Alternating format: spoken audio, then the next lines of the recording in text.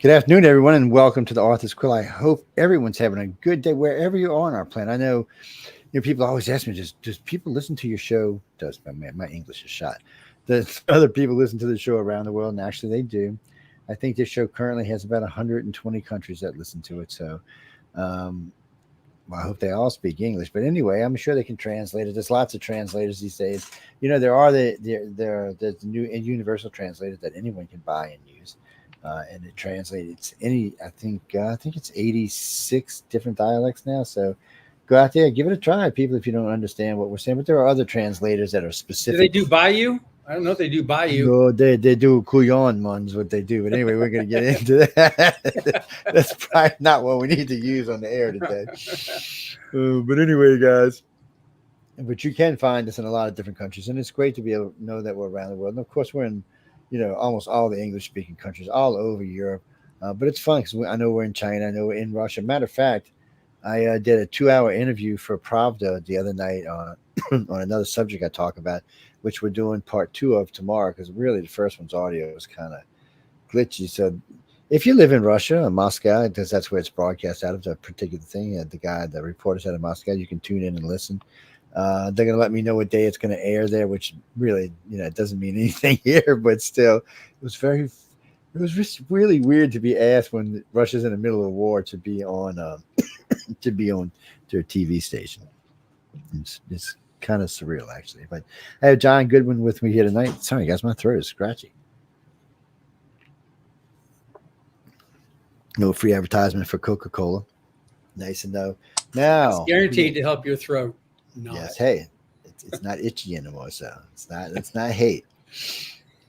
Coke is good for you people. It's good. It cleans out all your inside. Anyway, we're not kidding. Yeah, it's good for cleaning your batteries, and it's good for cleaning. It's good for cleaning your batteries. It's good for those things.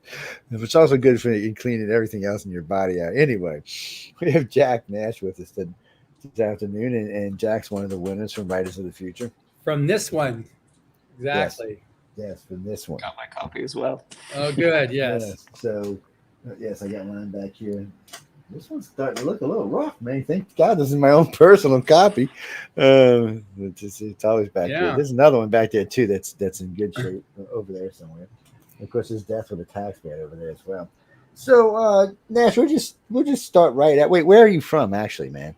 I wanted to ask you. Yeah, well, originally I am from Richfield, Utah. It is a very small town right in the middle of the state, but I currently live in Arlington, Virginia. I'm going to freaking move to Utah and start some kind of author's guild there. I mean, Jesus, I can't tell you how many, really, seriously, how many writers I have met from Utah, how many authors, and actually really good ones. I've been really surprised. I guess because it's all they got out there is pretty skies and you got lots of time to write. I mean, don't get me wrong, people. I'm not hating. Utah is a beautiful place. I've been out there several times. They read a lot there. Obviously they read a lot. At FanX, Salt Lake City, that's one of our best shows that we do because there's so many readers. And I've gone to BYU and to UVU and spoken to various classes there. In fact, that's when I originally got Brandon on board as a judge, Brandon Sanderson. I went as a guest speaker at his creative writing class. And there's just so many writers there. And that year, there was one of our winners was from that class. But I think per capita, there's more winners from Utah than any other state in the union. Because there's probably more writers per capita in Utah than any other state in the union. It's amazing to me how many authors I meet from there. And like I said, good ones. And just recently I spent some time with a little bit more famous one, Arthur Scott Card. He is an interesting person to talk to. Arthur Scott Card, yeah. Yes, he's a very interesting. I enjoyed. I spoke to him twice. Once was on record, one was off, but he was very interesting. I just find that, I guess, Open Skies is a good place to write, to be a writer. Opens up the imagination. I guess you look up at the sky and say, Jesus, okay, anything is possible, man. So anyway, Jack, I digress. But so tell me a little bit about yourself. So what got you, what was it? What age were you when you really said, okay, I'm going to write and I'm going to do this more on a serious level than I am just because a lot of people just start out cutting around, kidding around, just writing things that make you laugh or try to scare people. But somewhere along the line, you have to get serious, especially if you're going to win Writers of the Future. So I'm kind of curious to where was that, or how did you get there?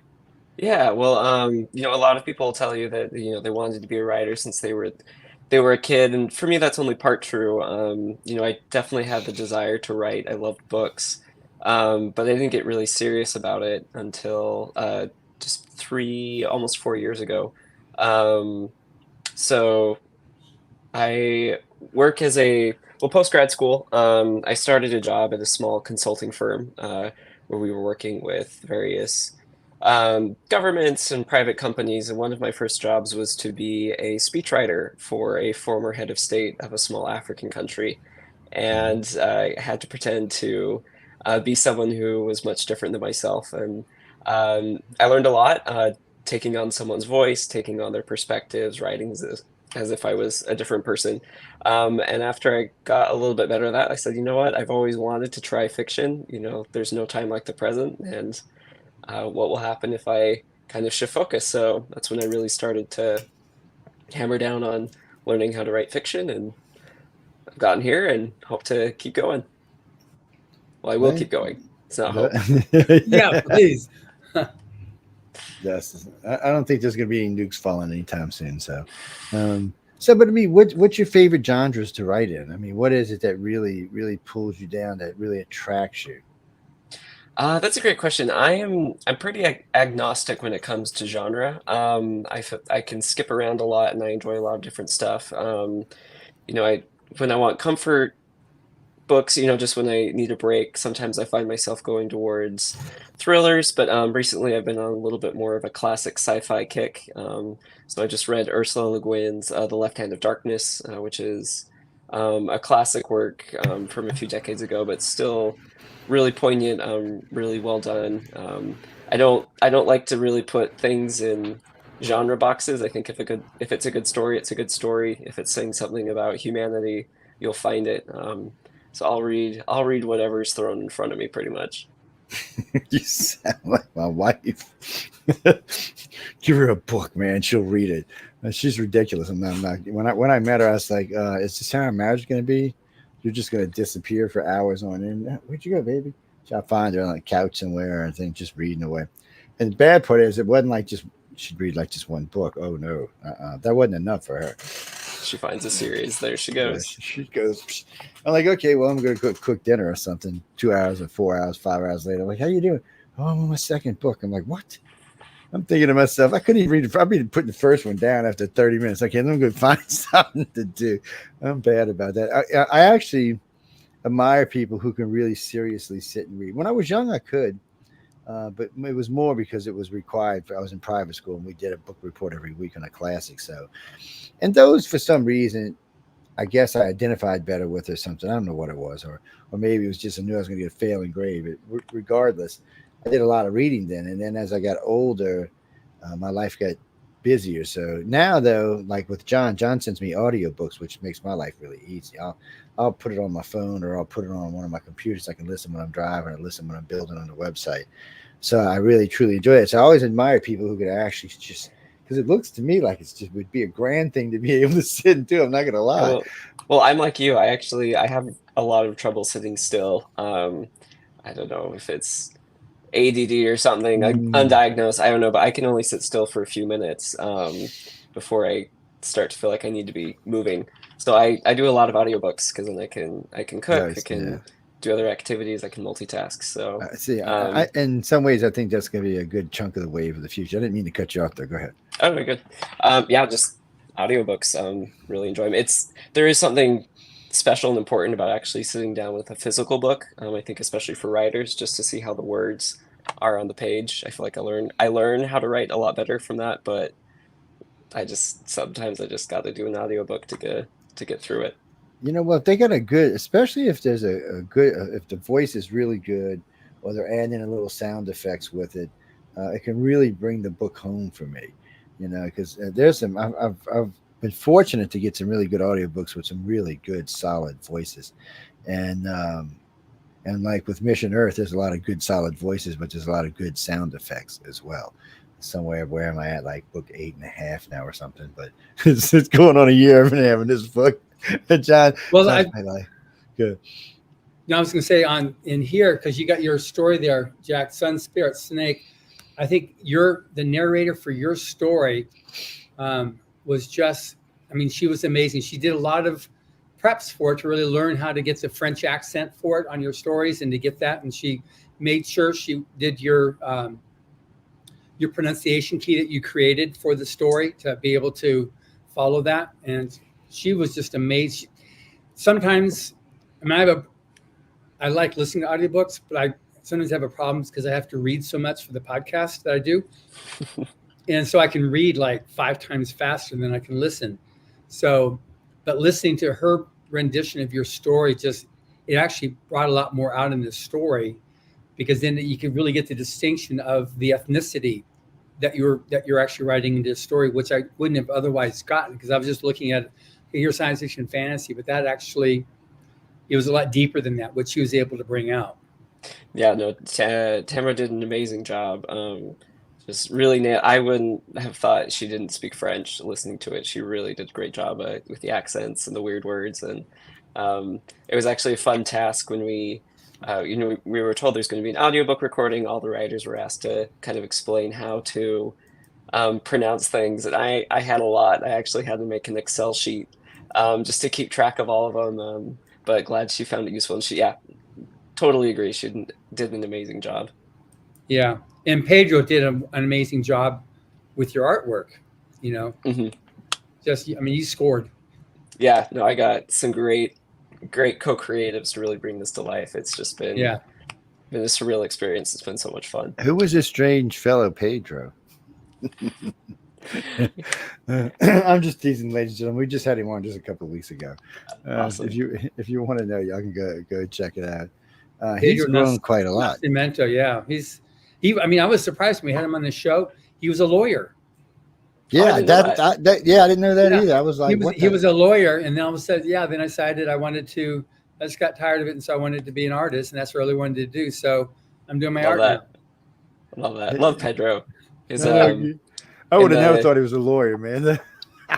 In the writers winners, our little group chats we have going on, his acceptance speech for his award was our favorite. It was just so funny. So if anyone can go find the award ceremony, fast forward to Pedro's, it's well worth it. We're talking about one of the past winners, one of the last year's winners, but you can catch it. It's 3 weeks ago, John. I think the interview was. Yeah, it was just a few weeks ago. Yeah. Yeah. Pedro Nascimento on the office. He's a good energy interview. He's a lot of fun. He came back because he was at a convention. It was like 11 o'clock at night for him. And so he came back from a comic convention there in Portugal. And then as soon as, so we're done. Okay, good. I'm going to go back to the convention now. So they went back, like at 12:30, 1 o'clock in the morning to continue with the convention. That's awesome. He sounded like he was having a good time. He really did. He definitely was. But you got to take advantage of any fame you get like that. I mean, I tell people all the time when I'm doing lectures about that, and they're like, "Well, how do you know when to stop?" I said, "You don't stop until you have to do something new." I said, "You're only as good as your last item, people." I'm sorry. I said, "I don't make the rules. Trust me, I have to live by them like y'all do." I said, "But you're only as good as your last thing." And I said, "I get lucky every now and then and say something crazy, so it'll stay out there for a little while." But authors can live by that for a while. It's not a really good book. I've noticed can I don't want to use the word linger, but a really good book can just kind of hang out there in the presence for a while. People will pick it up. And I've also noticed sometimes, not for everybody, but sometimes a decade and a half, all of a sudden it's like a new upspringing of the book from another generation who's picked it up. Which is nice to see. I mean, it's nice to see what I like to call cross-generational books, because sometimes books only seem to appease or appeal to one or two generations, and some books seem to have the ability to cross all over. Well, the anthologies are easier for that because there's so many multiple stories in there.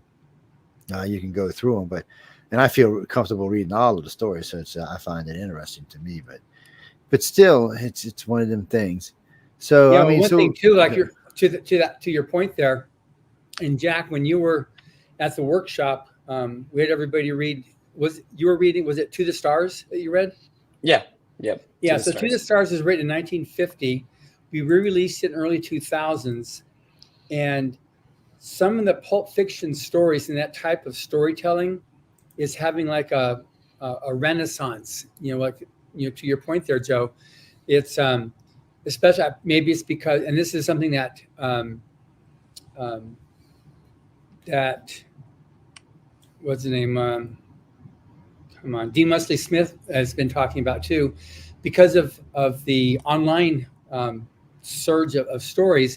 You got this fast stories going out, and you don't have to do these long novels. You can do back then a novel was 40,000 words, so you can do those types of stories and publish them on internet.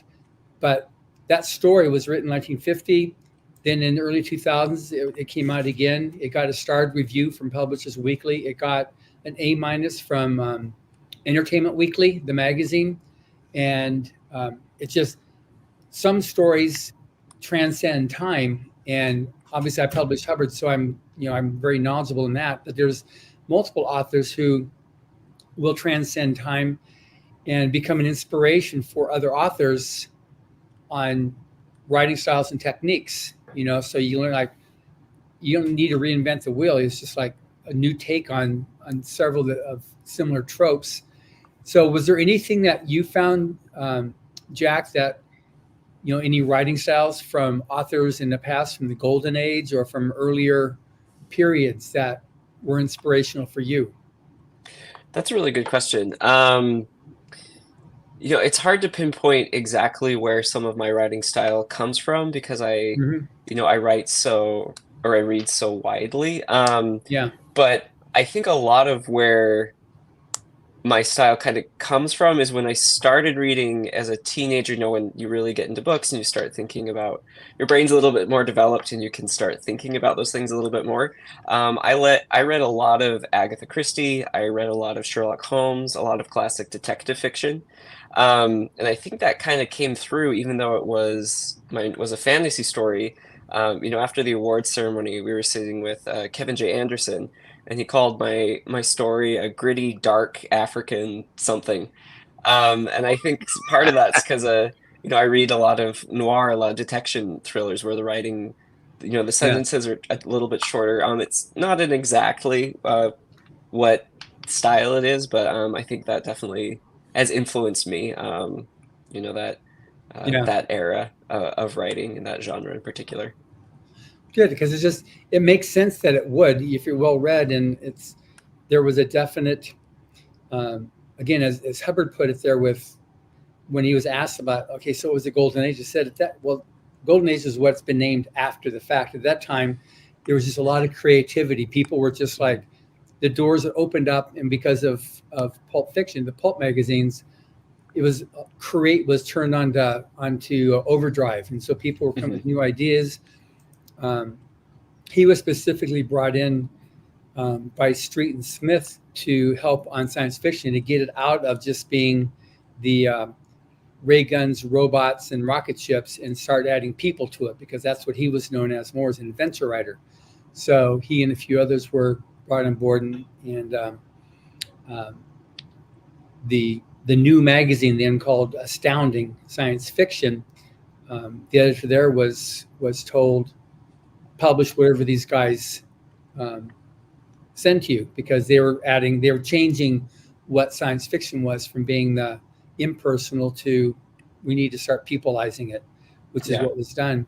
And so you see a lot of that now, but it's also, you're able to tell, a lot of times when I talk to authors, they don't have, like, I'm not trying to philosophize, I'm not trying to, but your own personal philosophy will seep into it, because that's, you're pouring yourself into it. And it really communicates to me, is like, you are spiritual in nature. You've the relationship between religion and people, family, groups, and how the interaction of that, and what survives ultimately, what's more important. And I thought it was fascinating what you did there. Whether that was your intention or not, that's how it came across to me.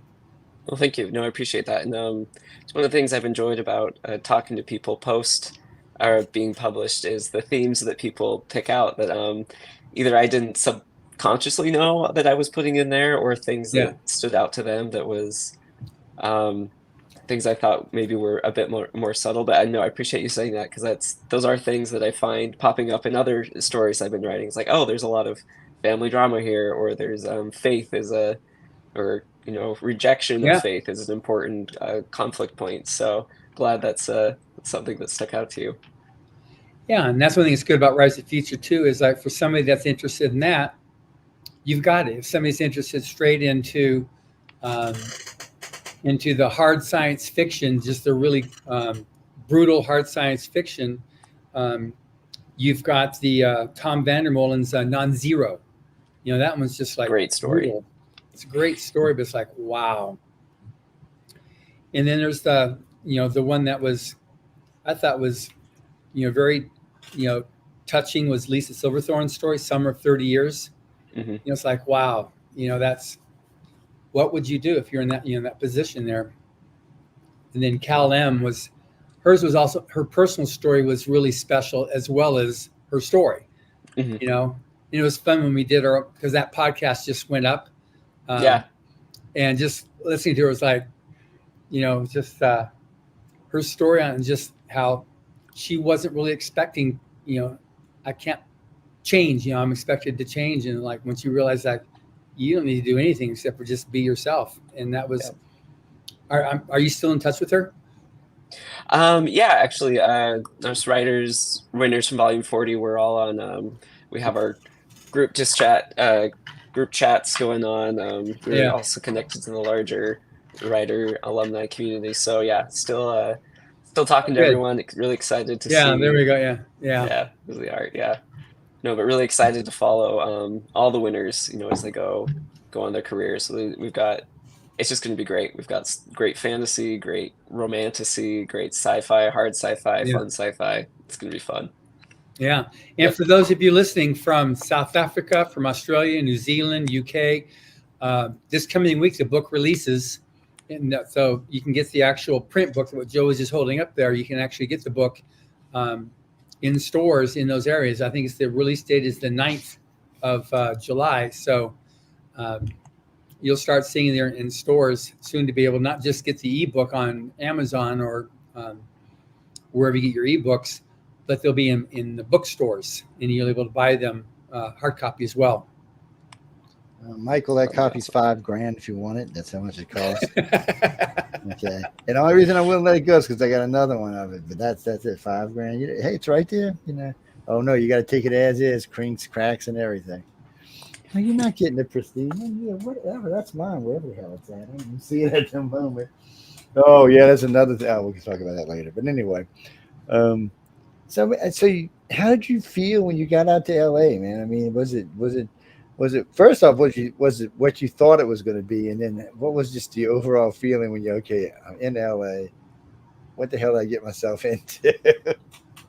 No, it was great. It was a lot quicker paced than I was expecting. The moment we touched down, it was okay. Let's get all the winners together. Let's start teaching you. Let's start giving you the tips from all the judges, and start learning how to be professional authors. And it was, everything was moving so fast. You don't really have time to sit back and process until it's over. And then when it is over, we were all just so sad that we were saying goodbye already. It just didn't feel long enough, but it was a great experience. Learned so much from the judges, not just about how to tell stories, but how to do the business of publishing. Learned a lot from the other authors, and it's great to see their journeys. We had people who had been entering the contest for years. We had other people like Cal and Amir who just entered once and won. So it was just really great to hear people's stories of how they got to be, how we all got to be in the same room together. Are you going self, indie, or traditional? That's a good question.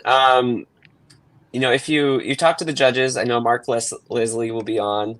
later. He was strongly proponent of doing the Indian self-publishing. Dean Wesley Smith was very adamant that that's the future. I think they might be right. I think that might be the future. My only hiccup with it is I'm terrible at self-promotion. I hate talking about myself. I'm very bad at social media.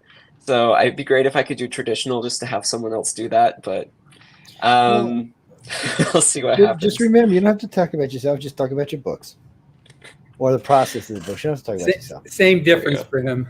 Yeah. No. Talking about your book is different because you know what's in it.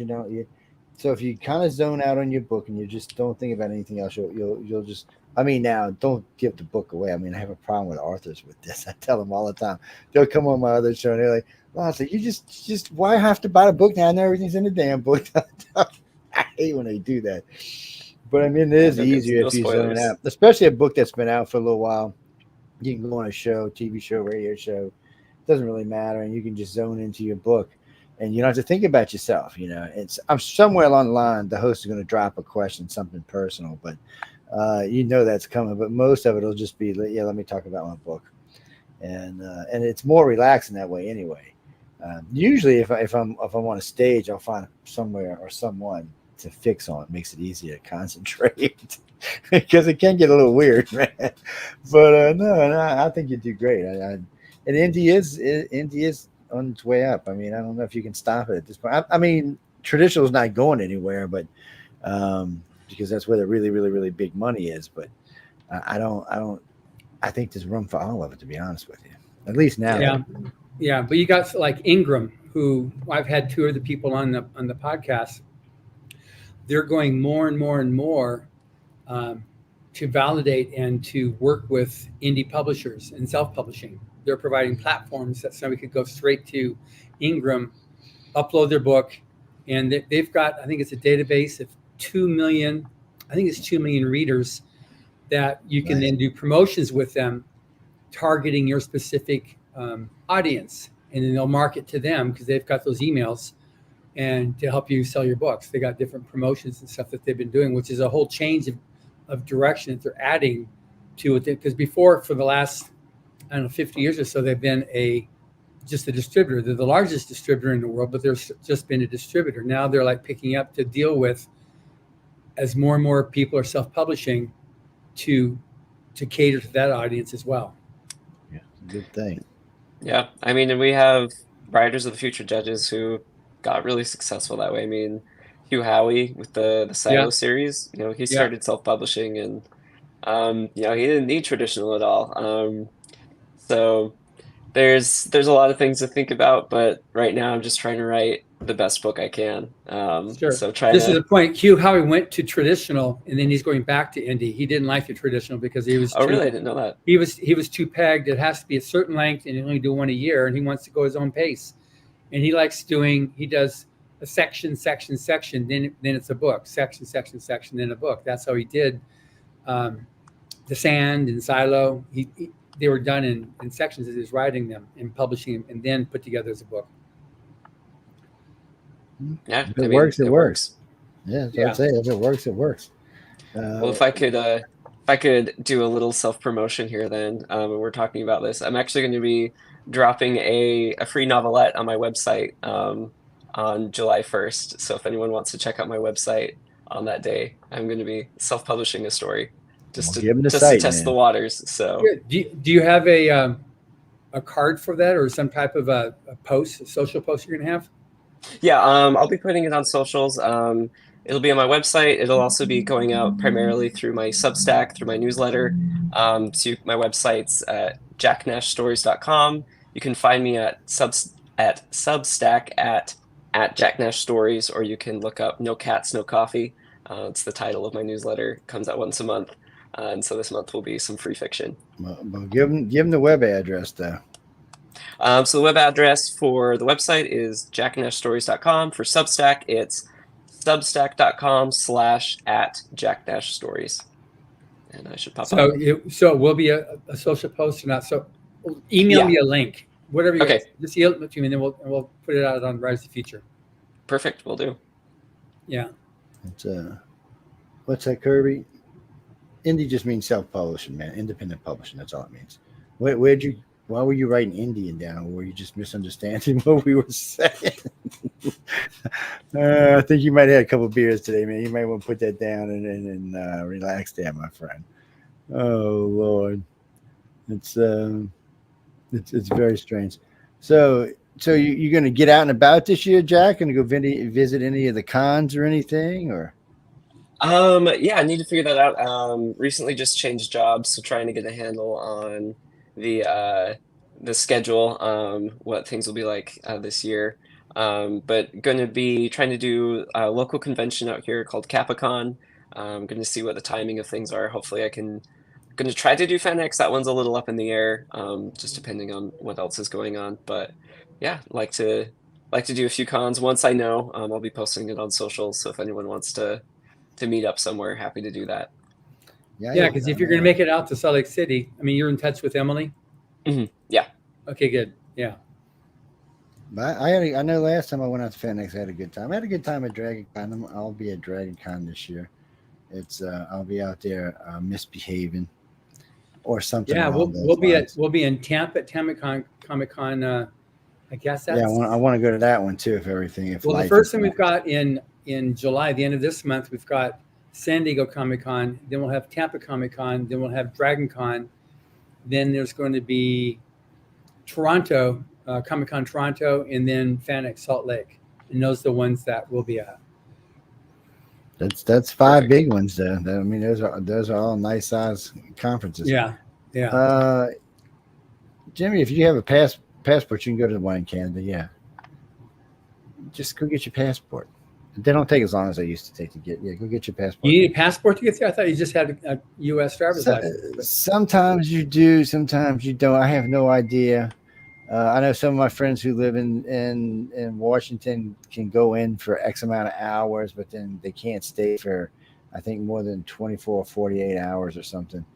I have no idea. It got weird after the Twin Towers thing. I don't know. It got strange.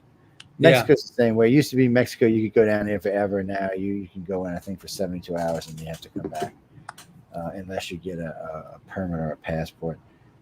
No, I've been down there forever. God, I've been in Mexico since I was in the Navy. That's like probably older than Jack is.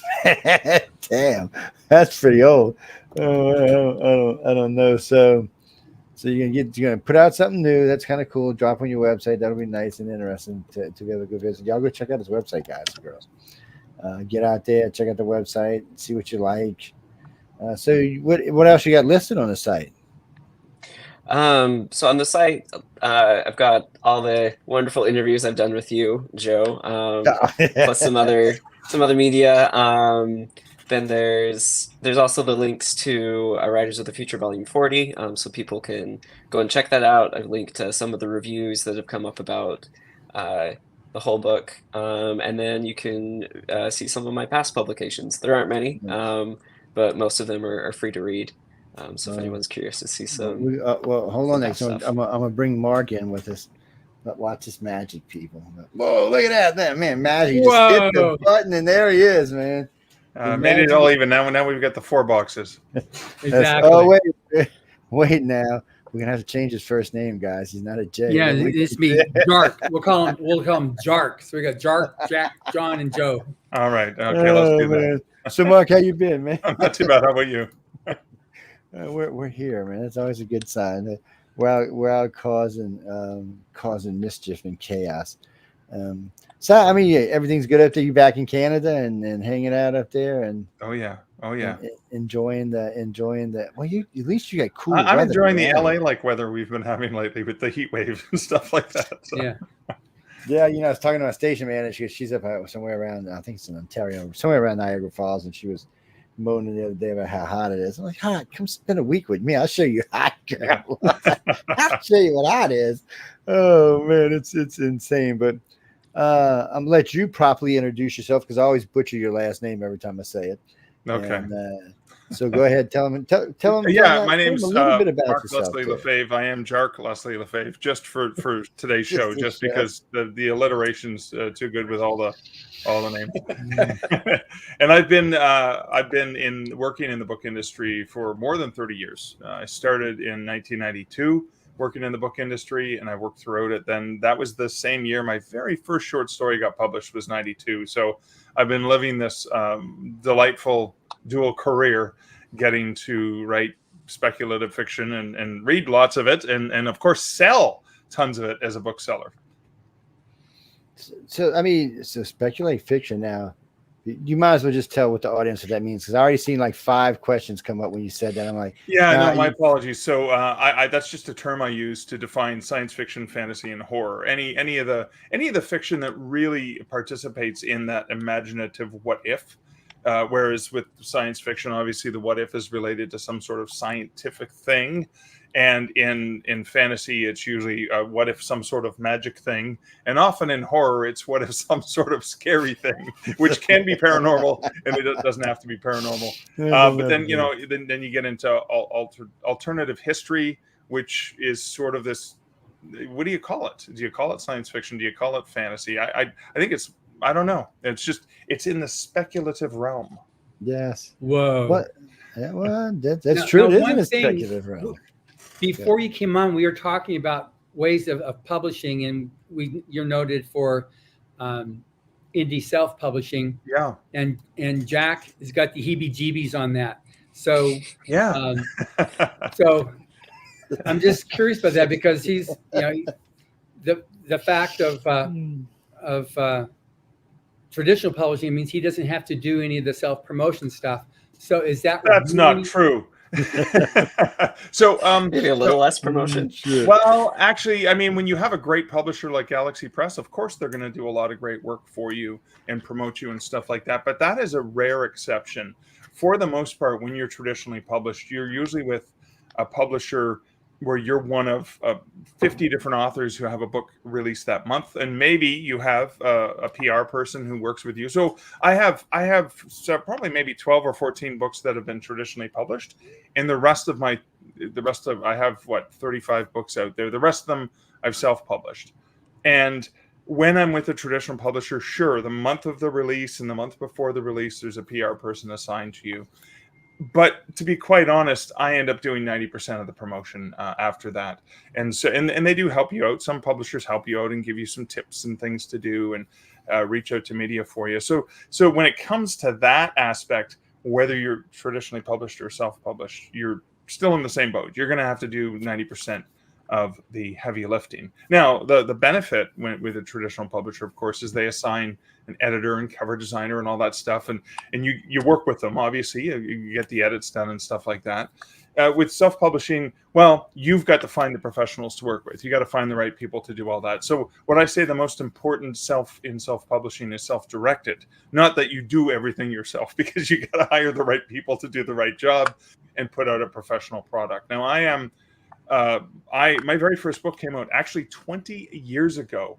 I self-published a collection of horror stories called One Hand Screaming, and I did it taking mostly previously published stories that I had gotten the rights back to, and I didn't have a book out, and I thought, well, it'd be nice to go and do book signings. So I put together a collection, I made it available, and that's how I got started. I didn't get my, I think the next book I published was just a couple years later. I was editing an anthology for a traditional publisher, so that was the next book that had my name on the cover. But I think one of the things that you can do with self-publishing is experiment, right? So, Jack, if you're nervous about it, I mean, you have an award-winning story, and I know that Galaxy Press is such brilliantly supportive publisher that the rights revert back to you really quickly, more so than with other. He never lost the rights. We basically had rights to do it first, and now he's got. And so you have the rights immediately, and most publishers would be like a year or 6 months or whatever, especially in an anthology. But if you wanted to, you could put together. I call it like a digital chapbook. You know, like chapbooks are like nice little small things. Put it together, and maybe with an essay about the writing, what inspired you to write the story. Maybe an essay talking about your experiences at Writers of the Future. I think it was pretty spectacular. I mean, right? Yeah, I mean, some really cool things happened to you when you were there, right? Like, it was a really amazing experience. You even there's photos that I imagine you can put in the book, and you create, a standalone just to try it out. But then you can also have a link in the back of the book to say, hey, if you like this story, there's I've got beautiful volume 40. You can get all the stories. You can get whatever. And even doing, just going to show you an example of sort of digital chapbook. This is just an example of 3 horror stories in a really, really small book. It's only about 70 pages. And I take them along to conferences and conventions because my traditionally published books are, $25. My self-published books are anywhere from $10 to $25. But this gives me something I can sell for $5. And it's not as much money. So it's a promotional strategy you can use. And also because it doesn't really cost me that much to print. If I feel like I really like someone I'm talking to, hey, so for example, let's imagine you're there, you've got Writers of the Future. It's a gorgeous, beautiful, what does it sell for in Canada? It sells for $29.95, but it is phenomenal, by the way. I was not a judge for these, so I didn't get a chance to read the stories until after it was announced. But oh my God, they're amazing. And I loved the audiobook, actually. I love the audiobook for this. So you have that available. And so maybe someone's looking at it and think, well, here's an example of the quality, and you sign it to them and personalize it and you give it to them. And that's something really special they have. And that's something they remember. And then potentially they come back and buy the anthology. So anyways, I'm full of all kinds of ideas on how you can experiment, especially if you're nervous about that. Now do you use Mickey Mickelson as a publicist? Yeah, Mickey Mickelson is my publicist. Actually, he just sent me an interview for interview for a horror online horror magazine that's for coming out with my latest book and stuff. So yeah, he helps me along the way. So that's something you have to your advantage too, Jack. You can get a publicist that will help you and book you. And you say, well, I don't want to do radio. I don't want to, but I want my story to be reviewed. I want to do, I think you've done some stuff already where you, with our external publicist, you've got one that's happening in UK that's going out, and you just answer questions. You can do those things too. There's lots of ways to promote yourself without doing some things you don't feel comfortable with. That's awesome. Just so you know. See, while we've been live, I've been sending shots out to the social media on TikTok because I don't have us logged into TikTok tonight, so I've been sending them over there and over to Rumble, which is other places we broadcast at. And people and that it's weird because I get all kind of weird responses, and I'm like, yeah, why don't y'all go on Yahoo so I can actually see them on the page, so I don't have to go looking around. But I've got 42 social media pages. Yes, it's a nightmare, is all I can tell you. I don't have to do them all. I got some of my hosts in the network that help me out with them, that answer some of them, and I'll pick 3 that I just post something new to every day, whatever it may be. It could be any damn thing, but people just like to see something steady posted. And then, when a friend of mine sends me a book, I'll post a book on there. I've actually sold this guy right here. This book right here, I have actually sold 11,000 copies for this gentleman. That's how many we've sold off the network for him. Wow. And of course, it's an easy book to sell. It's a scary China alien, let me kill you kind of book. So it's a little bit easier to sell. But I tell in Death of the Taxman, his book stays back there. It's the only copy I have left. That's my copy. So until I get new stuff from different hosts, and it's not even always Writers of the Future hosts, it's just different hosts. They'll send me stuff and they go back there. And as a matter of fact, there's Wolf's book right there. And of course, there's a couple of Writers of the Future's books there. And if you're into the Greek art, damn, my brain just froze up right when I said that. It's but I got all of their works back there. I got Homer, all of that stuff's back there. So it's interesting because a lot of on the old days before we were on TV, nobody knew us back there. And then, because on video you can see so much, but you see with those 70-inch TVs, everything behind me, you can't see. You can see everything back then. You can see it in great detail too. When I just did a thing for Discovery the other day, a practice shoot for them, I actually had to take all of this down because they wanted a clean backing for me, but it's kind of weird. So I mean, I know, Jack. What's your next big thing? You gonna go hang out with Mark, move up to Canada, or something, and just team up or something. Hey, I mean, are you touring through Canada, Jack? Say what? Are you touring through Canada? No plans, but I mean, I'm happy to go there. I do have cousins in Alberta, so maybe time for a family visit and then Oh, there you go. come There, on and there's over. some great bookstore. Where in Alberta? Are they like Calgary? I think so. Okay. I can't. I'll have to I mean, check Owl's with them Nest again. Bookshop in Calgary is phenomenal. They come out to when Words Collide, which is a great conference I go to every August, and they're really supportive of authors. So and That's they've had great. a lot of science fiction authors through their store over the years. I imagine. And we'll have What? to catch up with Lance in on Thunder Bay. Yeah. Oh yeah. Lance, really far north from where I am. Yeah, yeah.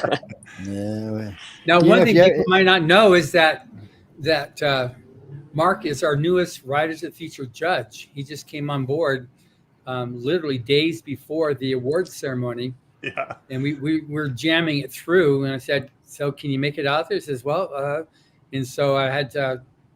I mean, there's a lot of steps to get a judge approved. So what, it's jamming to get it through all the different lines, so that I could say, "Okay, good." And he opened up that date so that because you had something else going on that you just were able to push back a bit. So Yeah. so we were very happy you were able to attend and get yourself all gussied up for us. And And honestly, there's nothing like that week with the writers is just such a rewarding experience getting to network and interact. Even like the evenings where we're just chatting about whatever, and often it has to do with writing, but it's just such a fun-packed week. And I know the winners. I mean, Jack was probably exhausted because of all of the workshops and all of the great things that you got to do, and like in everywhere you looked, it was like smile camera. Oh yeah, because there's cameras everywhere. You'll never feel more like a celebrity. I mean, unless once the book gets made from movie gets made from one of your books, right? Fingers crossed. Aiming for it. That's right. Don't hold your breath though. Yeah. It's you got to watch Maleva with that camera, man. She's everywhere. It's Some great And then- photos too. I mean, I love seeing the photos. Like, oh, that's a great shot. I can now use for whatever. So Yeah. when I get through putting them up on our website, all the ones we took, I'll send them. I think I took right around 3,000 pictures there. Wow. So yeah, well, half of them are just going to get tossed, and some of them are shots for specific things. But still, I've been posting them lately to the website. Just posting them. I just got to be careful because there are certain ladies there. If I put the wrong pictures, that will hurt me. So I don't want to get myself in any trouble. Jimmy, no, that's none of your business. No, actually, everybody there stays very, very busy. It's nonstop from the day they get off the plane until the day they get back on the plane. It's nonstop. It's lots of stuff going on. And when they do get free time, there's people like me and John and others that are bugging them for interviews. They're booking interviews outside of Writers of the Future with local press and stuff. I said, so there's just a lot going on. yeah, and one thing too, it's amazing. If this is our 40th anniversary, we've been doing this for 40 years, and I mean, I haven't done it for all those years. I'm not that old. I've only been there for 39. So, but no, it's just what's really great is seeing. I mean, the judges involved with it, like Larry Niven. This is his favorite event of the year, and he's been around since volume 3, I think, maybe volume 2.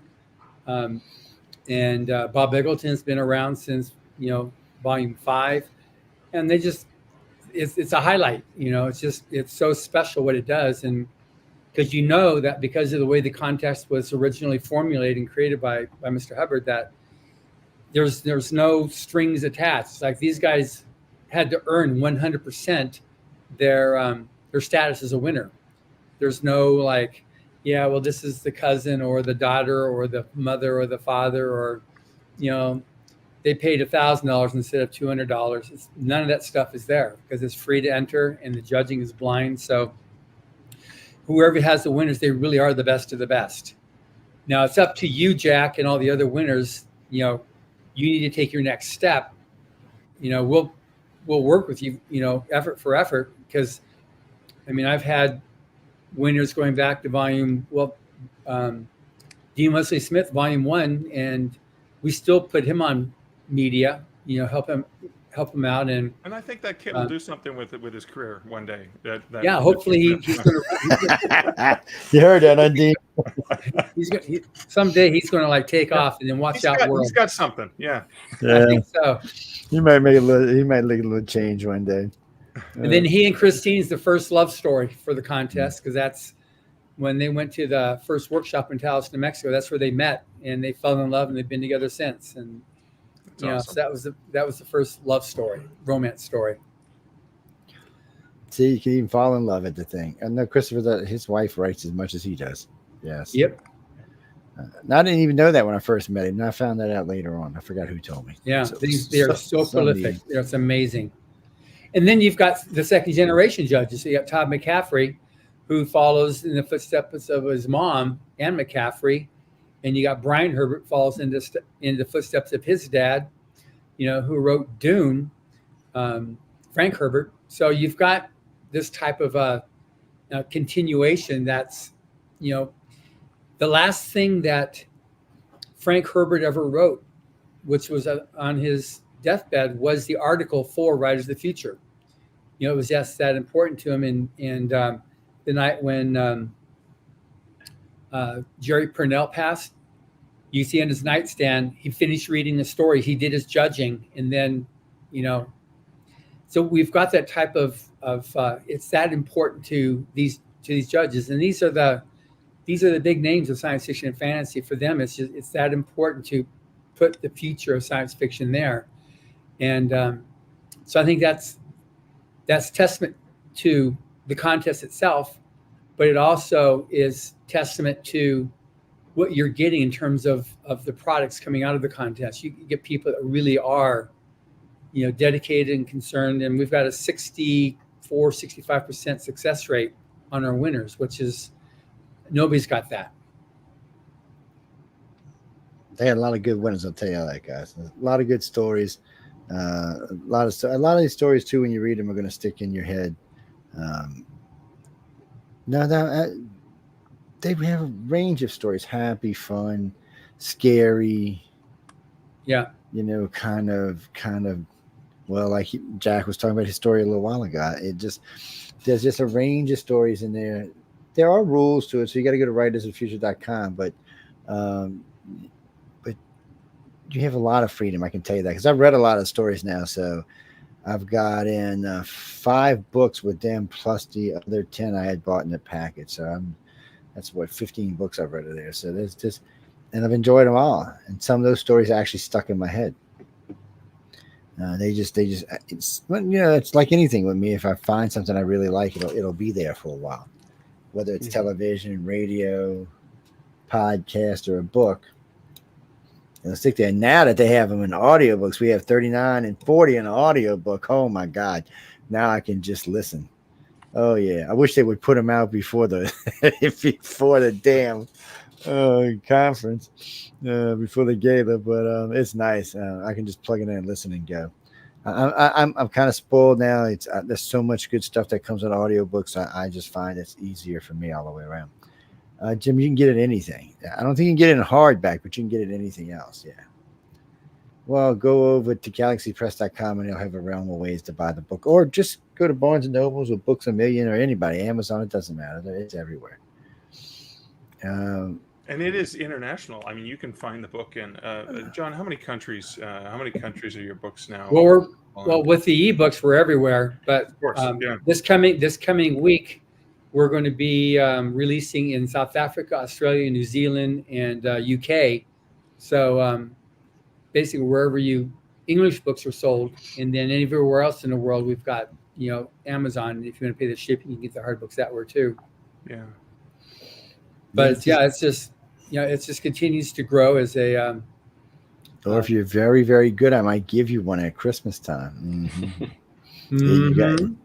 You got to be very good. We gave a lot away. Well, John had sent me one of the years. He sent me, I think, 200 we gave away.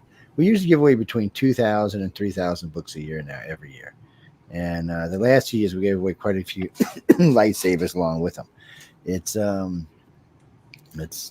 Well, people were getting lucky. They were getting I think it was a 4-book package. Actually, they were getting Fear, and they were getting 38 and 39, and what else was it? Something else. Anyway, they were getting 4 things from Writers of the Future. I was sending them. They were loving it. It was yeah, but I think it was Battlefield. They were loving it. It's well, no, it's Kirby. No, you can send us. We'll give away anybody's books as long as they're not, just gratuitous, raunchy sex. But other than that, and I don't know, some of the late night shows might want to give them away, but still, no. We'll give away anybody's books. All you got to do is send them to us. If you want to send us books, write to me at iCarCox.net, and I'll tell you how to get to them. But we give away a lot of different books. A lot of people send us books and other gifts and stuff to give away. So, if you're very good and you don't have this book and you just for some reason can't afford it in this economy we're in, hang out for Christmas. You might get lucky. Hell, I might give you Jack at Christmas. You never know. We'll give Jack away at Christmas time. So one thing too that with Mark, which we've interviewed 2 or 3 times on the podcast. He's got this series, Canadian Werewolf, in different parts of the world. And then we just finished. There's one I'm really happy to that the next book, because he had this book that came out, or it was a novella on Stowaway. Yeah. With this young girl character, and she was I really liked this girl. She was so good, and then she never came back. And then I keep on pestering her because every time I talk, I just do the interview with him so I can keep on, giving him a rash, all over his body for where is she? Bring her back. So he said, and I listened to the end credits on the last one that I just listened to, and so I was among some of the different names. He said, okay, she's going to be coming back in the next book. So I'm really anxious for that one. But it's a real fun, that's a real fun series. It's, is it light horror? Or because it's not really just because it's a werewolf. It's not really horror. It's humorous urban fantasy. So it's because he turns into a werewolf, but there's no real horror aspect to it. It's more urban fantasy. There was that one that you had in New York where you had that one, the rock star that was kind of more along the more thrilling and stuff, because he was a bad guy, really bad guy. But not really. A lot of people expect horror and go, wait a second, there's no werewolf prowling at night killing people. It's just a guy who turns into a wolf. But no, you really liked Bridget's character, and I found the perfect way to bring her back, because Michael's got to go back to Canada. He's going to London, Ontario. So a Canadian werewolf in London, Ontario will be the name of that title. And I figure Bridget was a brilliant young woman. And she's about the age that if she skipped a few grades, she would be going to university. And so when he's there, he's going to encounter her. Like the way he encountered her the first time, which was a surprise. Like, no way.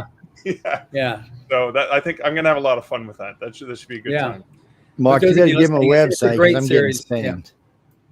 Sorry, what was that? It said you better give them a website where they can find some of your stuff. I'm getting spammed. Oh, yeah. So you do not have to spell Lefebvre or pronounce it. You go to markleslie.ca, or if you search Mark Leslie on almost any website, library, whatever, you should be able to find most of the Mark Leslie author. Because if you do Mark Leslie, you also have a billionaire, and that's not you. No, he's the rich guy.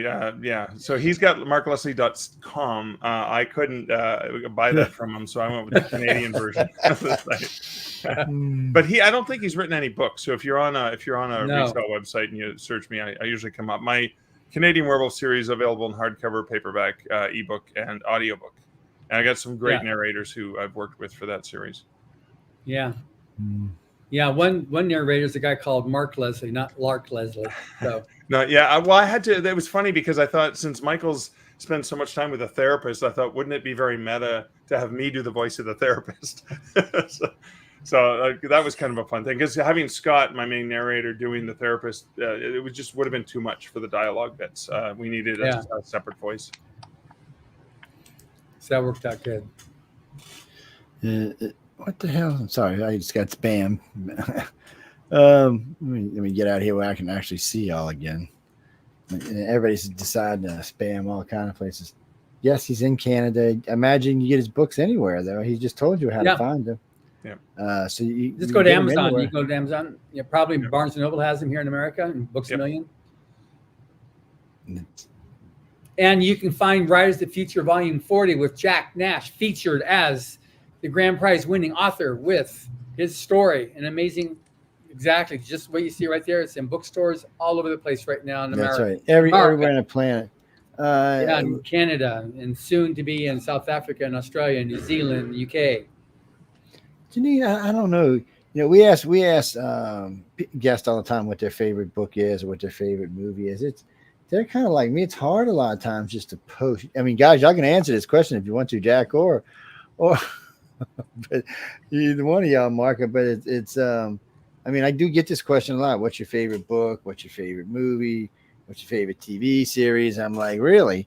And it's hard for me. John and I have talked about this many times. It's just kind of hard, I guess, because I'm older now. It's kind of hard to just put a label on one thing. Either one of y'all guys, what you think, Mark? What you think, Jack? You think you got a favorite? I mean, just something that, okay, I gotta watch this no matter what. I've got to watch this 500 times. I don't have a choice. I love this thing. Is it like Oz or something? I'm just kidding. Planes, Trains, and Automobiles. I watch. That's good. At least That's once good. A year.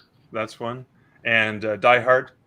So Planes, Trains, and Automobiles I watch every Thanksgiving, and then follow with Die Hard at Christmas. The two films I watch. One's a comedy, one's an action adventure.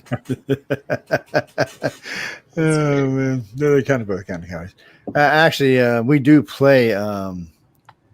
Orson Welles is at the end of the world. We played the original War of the War of the Worlds. We played the original, the one with all the commercials and everything in it. It's all original. It's when you listen to it, the first time you listen to this thing, you can kind of see why stupid Americans were panicking. It's because I mean, it does sound legit when you're listening to it. You're like, damn, it does sound legit. So we play that, and now we play Battlefield Earth, which is 4 or 5 days. I think it plays all together. Yeah, it runs for, I think it's for 5 days. But we do like Thanksgiving. Well, New Year's and Christmas is when we play them. So War of the Worlds plays, and then both War of the World plays on Christmas Eve at midnight, and it plays on New Year's Eve at midnight, and then we let Battlefield Earth play in between. And so they're playing on there, but it is weird to listen to. Like I said, guys, you can go listen to it or watch it now. They've got it where you can watch it. Yeah, it's interesting. Other than that, I couldn't tell you. I mean, I really don't know. Favorite book. I was thinking this morning. Yeah, favorite book. I just know the books that got me really interested in reading. Just when I was a young one, I was Jack London, just the adventure stories, The Call of the Wild. That was just like, wow, it was so good. And then Mark Twain. I loved Huckleberry Finn and Tom Sawyer. Those were like, those were just such good books. And we had a thing. There's Texaco, the gas station. If you, depending on how much gas you bought, you could then get these credits that you could apply towards buying books. And so they had these books that you could buy. And so I remember just building my library because when we go to buy gas, I get them. So I got all these different books. I got addicted to reading off those things. And then it wasn't until I read the Lensman series that I got interested in science fiction. That was what got me started on that. But it's, and then, then I was pretty much diverse. I loved, Anne McCaffrey. So it was a real treat when I finally met her, and we became great friends when she'd come out every year for Writers of the Future. And she was also a total avid fan of cinnamon, which is my favorite, and then she loved root beer. And so we'd buy every brand of root beer we could find in Los Angeles and have it lined up. So when we brought her in, she'd go, oh, she'd be so excited when she'd see all the different root beers that she could drink while she was here. Just a lovely, lovely lady. But in terms, I was thinking this morning, though, the movie that I really like that stands out with me the most, because my favorite movie for years was White Christmas. I just love that. That movie was because it was 1954, whatever it came out, and it was just, I loved that movie. And then, but a few years ago, another movie came out called The Greatest Showman, And to me, that's just like, it was so good. I love Hugh Jackman, and I love musicals, and that makes me a bit of an odd person out at most. What do you like? I like musicals. Well, if Queen's in the musical, I'll be okay with it. I've heard a couple of they've done. I've seen some of the operas they've done. Have you seen Come From Away? Now it's a stage play, but it is also it's airing on streaming, and wow, a fantastic actually. What's it called? Come From Away. It's about 9/11. It's about all of the people who were forced to land in a really small town in Canada, in Newfoundland. And it's just about all these strangers coming together, and it's like the town is overrun because the population went from like 2,000 people to 14,000 people overnight because they were forced to land somewhere because we didn't know what was going on, right? Who's safe, and it was just about all these people coming together. Really, really well done. Oh, good. I just texted myself, so after this I can check it out tonight. Well, I'll jump in with my favorites, and with them, I'll also have to say goodnight. Hear my toddler crying, so I'm gonna go relieve my wife. Go take care of the baby. That's right. Yeah. I think what did it for me, one of those series where it's really like this is something I want to replicate in a career, was just the Sherlock Holmes stories. I think in my grandparents, on their bookshelf, they had a collection of the original Sherlock Holmes stories, and I just devoured those. I just thought they were the greatest thing. I mean, and Sherlock Holmes is such a timeless character. But there's just but those were also short fiction. Just a few thousand words each. I just loved it, and still love a classic detective story. But with that, Joe, thanks for having me. John, good to see you. Jack. Good to see you, Jack. Leslie, great to see you again. Good luck, baby. Thanks, everyone. Have a good night. Thanks, Jack. Bye. Yeah. Until next time. Jack mentioned mysteries, loving mystery stories. And one of the things, I read a lot when I was a kid, but one of the early things I latched onto was a series called Alfred Hitchcock and the Three Investigators. And it was these three kids, kind of like Hardy Boys, but set in modern day, like 1970, 1980. And they lived in Los Angeles, and they always consulted with Alfred Hitchcock on the mysteries. And they had a little clubhouse in their backyard, and they would solve mysteries. And I just wanted so badly to be. I had these little business cards created, and this is like the early 80s. So it was hard to get business cards. I had business cards created, the Three Investigators, and we were in a small town of 2,000 people, so there's not really anything to investigate. But I just grew up loving those so much. And that's so cool. So it's kind of interesting. But George R. Earth Abides, George R. Stewart. Check out real quick. I'll be right back in just a moment. Yeah, we got you. George R. Stewart's Earth Abides, science fiction novel. I think it was written in like 1954, and I remember discovering that. It was probably in grade 8. I got it from the library, and I was reading it, but I was a really slow reader. So after the 2 weeks, I had to return it. I was only a few chapters in, and then I returned it, and then it was missing from the library. I couldn't get it anymore in the small town. And then I think I found it a few years later in a used bookstore, and I picked it up again, and I started reading it again. And I've reread that book probably 5 or 6 times. It's about the world ending due to a global pandemic. I did make the mistake of reading it in 2020. As we were trapped in the house, my partner and I, we read it together. It was interesting because I had 2 different copies of the book. So we would actually sit there and have the book in front of each other in like armchairs across the room. And one of us would read aloud while the other one was following in their own book. And we alternated reading chapters that way. And it was just something to do, which is kind of fun because she had never read it. And I hadn't read it in probably 10 or 15 years. So it was kind of a fun sort of early science fiction title that I remember loving. Yeah, well, that's a cool way to read it, especially during COVID. Jesus, anything was fun during COVID. It's fortunately for me, I my broadcast schedules didn't change, and my maintenance company was considered essential worker, so we still got to be moving around some. Yeah, but I was going nuts, man. I was rewatching sci-fi shit I probably watched 1,000 times when I was a kid. Yeah, I'm like, no, I gotta get this. My wife's gonna divorce me, man.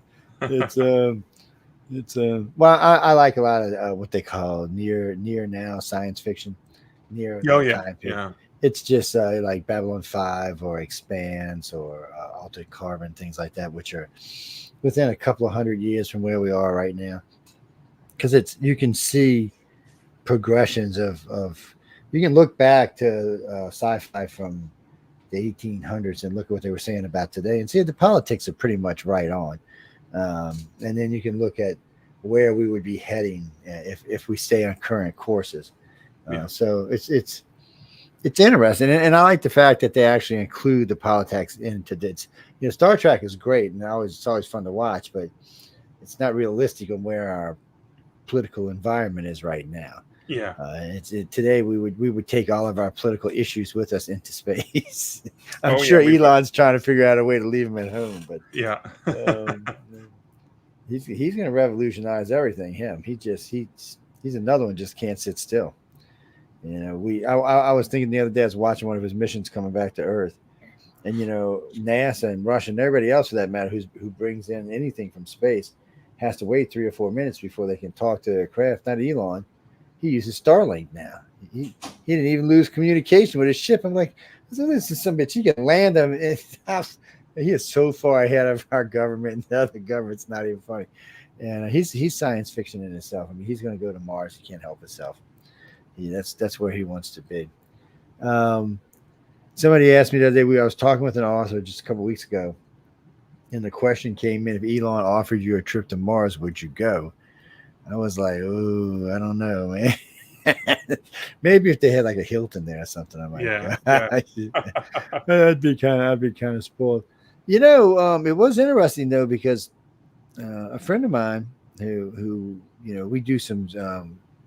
we have some interactions with Bigelow, with another organization I'm with, and he's big into a lot of different kind of sci-fi.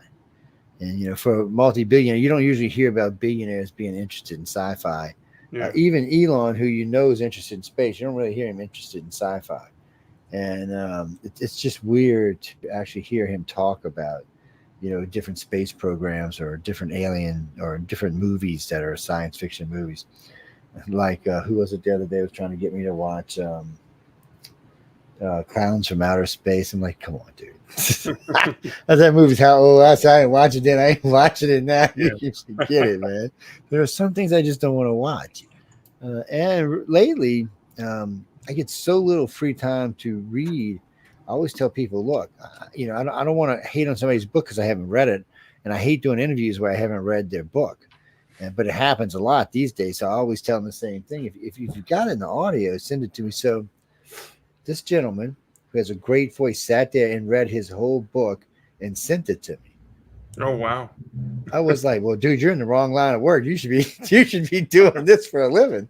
And it caught me for a loop actually. And it was a pretty long book, and he had a great voice, and you could tell him he would put exclamations on certain things, and it gave me much better understanding who the man was too. That was kind of interesting in itself. But if it's sci-fi, fiction, different things like that, I'm okay with it. Some fantasy. I guess it really depends what it is. I mean, how is it for you? I mean, when you're looking at stuff, because I know you're writing stuff. So when you look at something like somebody's, you had seen a sci-fi movie or you had read a good sci-fi book or a good fiction book. I mean, what are you taking away from that? It depends on the story, doesn't it? Yeah, and I kind of read across the board. I read multiple genres. I just like look for something that's going to appeal to me. And again, I mean, I don't know. I take a little bit of something different from everything I read. But I have a sickness, of course. I can't go past a bookstore without walking in. And often I can't walk into a bookstore without walking out with having purchased at least one book. That sounds like somebody I know. Yeah, I mean, and it's kind of funny. I mean, if I stop buying books now, I will have enough books to read for my entire life. But that's okay, because I sometimes will buy a book and it'll sit on my shelf for years, and I don't. Maybe I'm not ready to read it, but I want to have it for when I'm ready to read it. Yeah. And it's kind of a fun experience. I remember there was one book I remember I put on my shelf. I think it was there for 6 years. And then finally I was walking by, running my fingers along the edge, and this one was sticking out a little. And I was like, oh yeah, I haven't read that one yet. And I pulled it out and I read it. And I remember it was a Dennis Hamill novel. It was more of a police procedural thriller. And I finished reading it, and I went out and I bought every single one of his books that I could because I loved it so much. And I was like, this guy's awesome. I got to get everything. And I was sad because several of his books were already out of print, and I had to source them at used bookstores because I couldn't get them anymore. So that's one of the dangers when you wait too long. And these are used books now. I mean, there are online used book sales now, which is a plus. Yeah. And, I meant to tell Jack, but, when you travel, anytime you come down to New Orleans, there are so many bookstores throughout the French Quarter. And they're always looking for people to come sit and sign. And some of these bookstores are 100 years old, 125 years old. They you go in there, or some of them will be art stars. You'll go in there. They've been there so long that the dust on some of the art is like it's an inch thick and shit. You're like, come on. But I found some good stuff in there, man. And sometimes they know what it is. Sometimes they don't know what it is. And sometimes you get a good deal. Sometimes you don't. But they got a lot of old books in there. They got a lot of new books in there. They got all. And I have noticed, though, in these stores, I don't want to really say it's for sure, but it does seem like maybe the person that owns it or the persons that own it, a lot of the books in there are things they would probably like to read themselves. Just because a lot of the books in these stores are just one or two books. There's no more than that. Yeah. So it's but they sell a lot of books, man. You'll be sitting there watching people come in and out of there all day long. And then sometimes I'll get somebody to just come sit there right on the corner of the bookstore on the sidewalk and be signing books all day. And it's interesting. But I did hear that they get a percentage of anything, any sale on any book. It's like 10% or something. And for letting you sit on their sidewalk, this bookstore that lets you sit on their sidewalk. And which is not bad. I mean, on Royal Street, on any given day, they're going to be anywhere from 10,000 to 100,000 people walk up and down that street. So it's easy to make a lot of money if you got a good book, or if you're a good salesman. Those people I watch, those artists at Jackson Square in front of the cathedral, they sit there and paint a picture for you of you or anything you want, and within an hour or 2 hours, they're making a buku money, $400 or $500 a picture, 3 or 4 a day. I mean, that's good money for just sitting out there in front of the church, drawing stuff or painting. And they got the ones that do sketching, they got the ones that do pastels, they got the ones that do oil. I mean, they're just sitting out there every day. I'm thinking, man, I need to learn how to do some art, man. What is this? But it's funny. On the other side of the fence, they have the tarot readers, and they're making good money too. Oh yeah. I guess people just want to spend money. The tarot readers are actually right in front of the church. They actually put the artists on the other side of Jackson Square out by the street.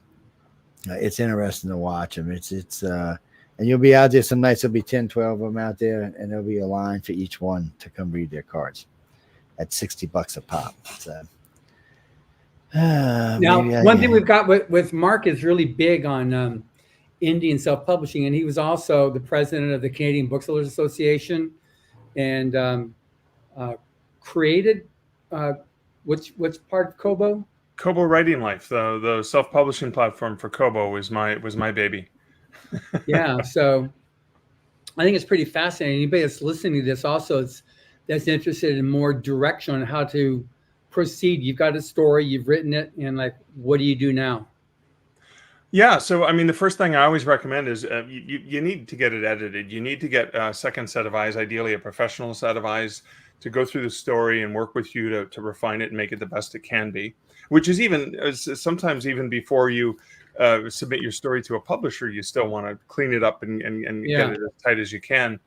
And then you're probably going to want to look for a cover designer as well, some sort of design to make a beautiful cover for the book, because people do judge a book by its cover. And then, of course, the promotional blurb, the sales copy, again, you got to remember, it's not a blow-by-blow of what happens in the book. It's something that will intrigue you, the way that the back cover copy of Writers of the Future Volume 40 here says the future of science fiction and fantasy is in your hands. There's the log line. You're like, oh my goodness, this is exciting. and it talks about what you can expect, and it gets you excited about wanting to read the book. And then what I usually tell people is, you have the choice of going direct to publish, and usually start with ebooks, because ebooks are easier than print, because it less steps in order to get it ready. And there's free ebook conversion tools. You can create an account directly with Amazon Kindle Direct Publishing to get the ebook loaded to Amazon. You can go to Kobo Writing Life, for example, to get your book onto Kobo in their platform. And then even a company like Draft to Digital, where you can use to distribute to other places as well, like Apple or Barnes & Noble. And they also have their direct sales platforms. And there's so many great free tools like that to help you get your book out into the market. That means it allows you as the author not have to worry, how am I going to make an EPUB? Well, you load your Word document and it gets converted for free into a nice EPUB. Draft to Digital even does it and gives you templates and allows you to take the EPUB and then load it directly to wherever you want to sell it. And that means, that allows you more time to focus on polishing that, making it the best story you can, working with an editor, working with a really great cover designer. Those are some of the things that, and as I was telling Jack, I think a lot of authors may be nervous about it, like doing a full book, because it's a lot. So maybe start with a short story that you already know is amazing, that's already been published somewhere, so it's good, it's been edited, and then you test the waters and sell that for 99 cents and just see if people kind of like what you have to put out there. I've done full-length books. I've done a lot of short story collections because I like having the themed collection. So 3 Halloween stories, or 4 stories to be read around a campfire, or some of the ones are some of my stories that are a little bit more literary or inspired by, like the Lottery by Shirley Jackson, and those classic tales that have always inspired me. And so, yeah, I think things have changed. When I first started writing, it was on a typewriter, and I had to mail my manuscripts away, and I had to wait 6 to 9 months for a rejection. Or as much as 6 to 9 months for a rejection to come in the mail, and then I'd mail off another one. I didn't even have a photocopier in the town I lived in. I had to retype the manuscript, because they would often just send back the first page of the manuscript in a small number 10 size envelope. And I'm in Canada. I couldn't get access to U.S. stamps. I had to get international reply coupons. So I'd pay $1.50 for this international reply coupon, and then the poor editor would have to go to their post office and turn that into stamps. It was a 25-cent stamp. So it was really expensive thing to do. And so that was, as I started doing that in the 80s, I finally sold my first story in the early 90s. But then digital allowed, the ability to submit stories. I mean, Writers of the Future accepts electronic submissions, right? That's right. Yeah. Saves a lot of the stamps and all those envelopes. You can submit it that way. But just because you can submit it that way, and it's so much easier, and Galaxy Press makes that so much easier for you, doesn't mean you should take shortcuts. It still means you should get the best story possible, because obviously, if you're thinking about a market like Writers of the Future, you're competing against some of the world's best up-and-coming science fiction writers. So it's a tough contest, because there's lots of amazing writers out there writing some stellar tales. Like when I look at Volume 40, and I think about the quality of the amazing stories that were selected, I think there were really good stories that didn't make it all the way. That were good, and the judges loved. But I mean, I guess the way that it works, it's a blind read, and so you've got the judges, all these different judges reading them, and it's the consensus of these were among the favorites from all of the judges. And so there's probably stories that a judge thought was the best story they ever read, but maybe other judges didn't like it as much. So, and that's another lesson for writers is, hey, you never know. If it gets rejected, it could just be because, well, they've already had a story that was very similar that they've already selected, or one of the judges loved it, but other judges didn't love it. And you never know. Maybe that's something you can sell to another market. Maybe it's a story that is, you can publish yourself and get it out there and into the market, which is what I did 20 years ago. I am celebrating, I'm doing a 20th anniversary edition of One Hit called 20 Haunting Years. It's going to be twice the size. The original one was 47,000 words. This one's over 100,000. I got new stories. I'm so thrilled, and it'll be coming out on the 20th anniversary of when I first self-published, because it feels like so long ago, and I've learned so much more about this industry. Now, just when you were talking about that, I just realized too, today is Saturday, the 29th, tomorrow being the 30th. That's the end of the quarter. So anybody that's looking at entering the contest, either Writer Illustrator contest, you've got the rest of today and all day tomorrow until 11:59 p.m. Pacific time, which is the California time, to get your story in. So if you've been like thinking about it, or your partner or somebody that I need to enter, help them, to get the story submitted. It's really easy to do. It doesn't cost them anything. You just need to go to the portal at writersofthefuture.com and upload their story. And if anybody's got any concern about you maintain full rights to your stories. Even the guys that just got published, immediately they have the rights. They can go, and now that the book's been published, the story's been published, they immediately can go and sell it again. And we work with you. So anyway, you've got a day and a half to get your stories in or your art submitted. Get your ass out there and do what the man said.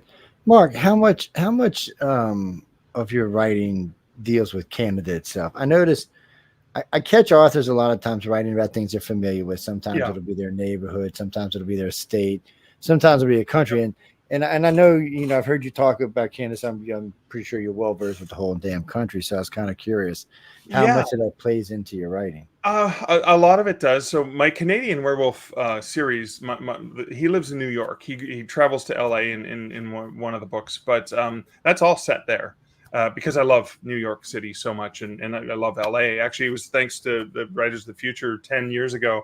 It was my first time spending any time in LA, and I ended up setting a story, at the hotel where we stay, and in neighborhoods and in restaurants that I was familiar with when I was visiting. But I have a bunch of books I've published with a publisher here in Canada, and I've done true ghost story books. So I have Haunted Hamilton, Ontario, our version of Pittsburgh, I guess, Steel Town, where we produce a lot of the steel here.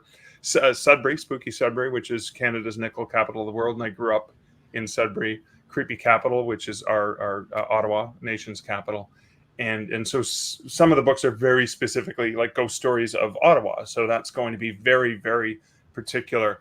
One of the short stories, for example, that is going to be in One Hand Screaming 20 Haunting Years, is a story set at a camp near where I grew up in Northern Ontario. Camp Willabosca was the name of it. And I thought, wouldn't it be cool to have some creepy ghosts that run through the woods and kill people at Camp Willabosca? Because I was always afraid of the dark and afraid of what might be creeping at me from the woods. And so, a lot of my stories have a definite Canadian influence. And the other thing about them too is most of my stories apologize, because that's very Canadian. Yeah, that's one thing about your stories.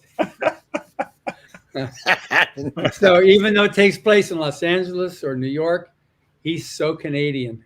Yeah. Well, Michael is a pushover small town country bumpkin from Canada. So taking this fish out of water, I love the concept of him being like really uncomfortable, not being comfortable like in a big city like New York or Los Angeles, where he's a bit of a pushover, except he happens to have superpowers. So he can kind of handle himself, but he doesn't know how to handle himself, because he's more of that, kind of like a Peter Parker sort of character, where he's a meek, mild nerd who has some special powers. That's his hero. Yeah.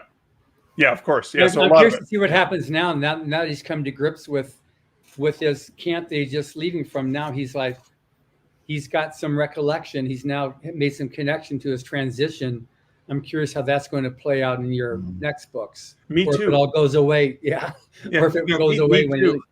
Yeah. But one of the things you learning this about therapy and stuff like that is, okay, I know what I need to do. I may not be able to do it right away, so it's going to take some work. So I don't think it's going to be like a switch for him. It's going to be a process. Well, something's going to happen. He's going to find out who his real parents are now and get some of dig into his roots. So obviously something's got to happen. Oh, that's going to be fun. I can't wait to figure that out once I'm writing it. Yeah. Well, all right. No, I was asking because we have a lot of hosts in Canada from all across y'all's great country, from BC all the way back to the other side. We even got some up there in Saskatchewan, man. I asked him, is there any other people live up there besides y'all? Just come on. There's not much, but it's interesting because it's a lot like America in the fact that when you go from one coast to the other coast, you see a distinct change in personalities and attitudes, even in political beliefs. It always amazes me when I'm looking at a country like that. And then you brought in Ghost. Well, Michelle DeBroche was like that. We call her Elvira of Canada. She's been on every TV show there is when it comes to this stuff. Yeah. One of the reasons she runs the station, but it's I noticed that when she talks and she includes a lot of Canadian stuff in the backgrounds of what she's doing. Even though she does a lot of traveling, she spends a lot of time in the US and France and Italy and places like that. She still includes a lot of it. And it's just something for me being an American, it's nice because I get an inside look at Canada from a different point of view or from a different view, I should say. So I actually enjoy it. That's why I was asking you, but it is something I like. I noticed not all hosts do it, but a lot of, I mean, not all hosts, not all authors do it, but I noticed a lot do. Yeah. So I just want that's one reason I want to bring it up. People, use it.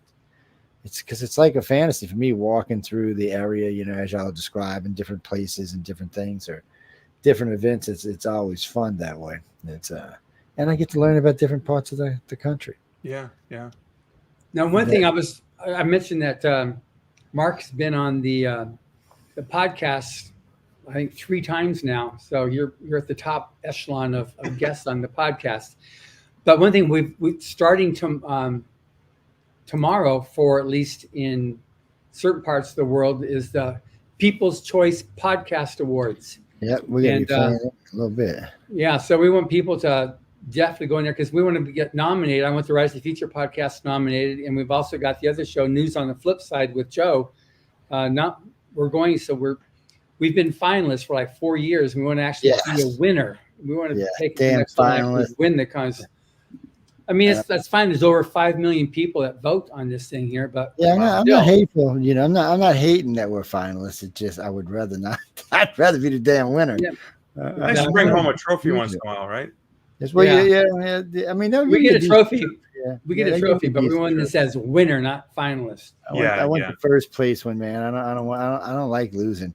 I mean, I've won local broadcaster in New Orleans several times over the years, so I like to win. I tell you what, though, you want to see some crybabies? You go see WWL and WRNO when I win. These big multi-million-dollar radio networks, and they're like, "How did you beat us?" I said, "Because we're better than you." And they're like, "No." I said, "Yeah, we're better than you." I said, I beat out the main in the last 10 years. I beat out the main 2 talk radio stations in our city 5 times. They just cry like you. And I'll call into their show. That's the best part. I'll call into one of their shows. Hi, you losers. How y'all doing today? You got to rub it in when you win, man. It's because it's a tough market. But RNO is a huge network, and so is WWL. Both of them are coast to coast networks, and it's always fun to beat them out in a head to head, especially when they're doing like one's doing all local talk radio, and the other one's doing all stuff like. Which I think WWL is all conservative, like Sean Hannity and all of that. It's some big names on there to be beaten. What do you mean, Jack? We don't care what they play. That's one thing you'll never hear in this station is even though we have liberals and conservatives and independents, if you listen to News on the Flip Side, it's a centralist-based show, yes. We like to hate on everybody. Yes. Left, right, up, down. We don't care. We want to hate on everybody.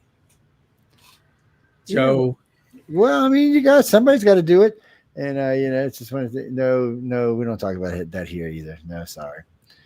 Canada's nice if y'all want to move up to Canada. That's what I hear. A lot of people's going to be moving to Canada in November. So, Mark, you better push over, man. We got a lot of people. We have a big landmass, but most of us are just kind of like along the border of the 40. I know it is kind of weird the way that works. Yeah, it is kind of weird. Now, are you going to have a show, Mark, on UPRN, or that was just an idea? Oh man, I am so disorganized with my own podcast. Trying to get organized to do something like that is just like this extra step of work that I don't know if I'm ready for at this point. Oh man, one of these days I'll put you in touch with Michelle, because actually we would probably make your life a lot easier than harder. The way we've got it set up, it's how can I say this without offending half of my hosts? I call it radio for idiots. It's so easy. Well, it's so easy. It's just so easy to do now. So everything's interactive, like I can drag in commercial, or I can just upload them, like, do stuff like this. And News on the flip side. It's time for you to get out and nominate your favorite podcast. There's an amazing show I want you to consider for the People's Choice Podcast Awards. The News on the Flip Side, in the category of politics and news. News on the Flip Side is a much different news and political program, which is not deemed as opinion news. We can't play all of that right now. But I know that amazing voice. I'm pretty sure I know that. Yes, I know that amazing voice too, and I appreciate spectacular voice from Canada. Yes. Every time she does one for me, I'm always happy. It's who was it? It's Emily. She has such a great announcer voice. It's like, I use her for some voiceover work. Yeah, so it's we use it for the podcast awards, was what you just heard. But no, I mean everything is so interactive now, and so it's all you do now is send out a link, and you go in there and write what you want, and then you send out the link when you're ready, and that's pretty much the end of it. And StreamYard is such a phenomenal tool. Like you just demonstrated, you can preload videos, you can have visual images, you can do all kinds of stuff. And you can put your whole screen up there if you want. Yeah, so it's just set up now where everybody has whatever time they're doing, whatever time slot they have, and then they just a lot of the hosts now book them up 2 weeks in advance, because a lot of our hosts are booked out. Like Michelle books out 6 months in advance, but I think StreamYard will only let you put up 2 weeks ahead. But it's all set up. You just go when you start, you hit click, you send out your link, you hit click, and you start. And that's why we like it. It's really easy. But the hardest part to any of this, of course, is dealing with your guests or whatever topics you're going to have and stuff like that. And fortunately, I've been around for a long time, so I can cheat. I know a lot of people, and I know a lot of topics, so I just cheat sometimes. And but I will tell you this: the 3 top shows in this network that have won, there was one when I was talking about experience I had in Gulf Breeze, Florida, which was over 11 million plays. It's the other 2 are also other hosts talking about stuff. It's great because guests are great, and guests give you numbers and help you to get things and get places and sell books and do stuff, but in the end, most networks like these are going to have guests 2 or 3 times in the same network. So it's really more about the host who's talking to the network. That's like when they hear us on John and I on Saturdays, they get sane and insane at the same time. So it works out real well. That's why the show does real well. I mean, it shows last week is 1.67 million or something. So it's just one of those things. But when you get ready, just I know I had mentioned to you last time I had seen you in Los Angeles. But when you get ready, let me know, because y'all are half a country apart from each other. Well, no, she likes Dave Scott's. I don't know if you know who Dave Scott. Dave Scott's on here too, and he does a 4-hour show at night. He does a late night slow, and then there's several other Canucks on here that are working hard, taking care of their stuff, and all different topics too, from paranormal stuff to how to save your life or change your life or make yourself happy or things like that. We have a couple other shows that do authors on the networks as well. One of them are also out of Canada, so it's interesting how it all works out. Now I hear that your leader's moving to Cuba to take over his official spot as the Cuban dictator, but I couldn't help myself, man. Johnny, you don't even need to know who we're talking about now. I know exactly who you're talking about. Yeah, we're not going to mention the infamous guy's name. What do you mean? Besides, y'all know who I call him. I call him Mr. Pink Shorts. So ever since I seen him in them hot pink shorts and that pink T-shirt, he's always been Mr. Pink Shorts to me. He's no worse than any other leader on the planet right now. I'm just going to say that and leave it at that. Speaking of writing, this is something here, being the author's Quill icon.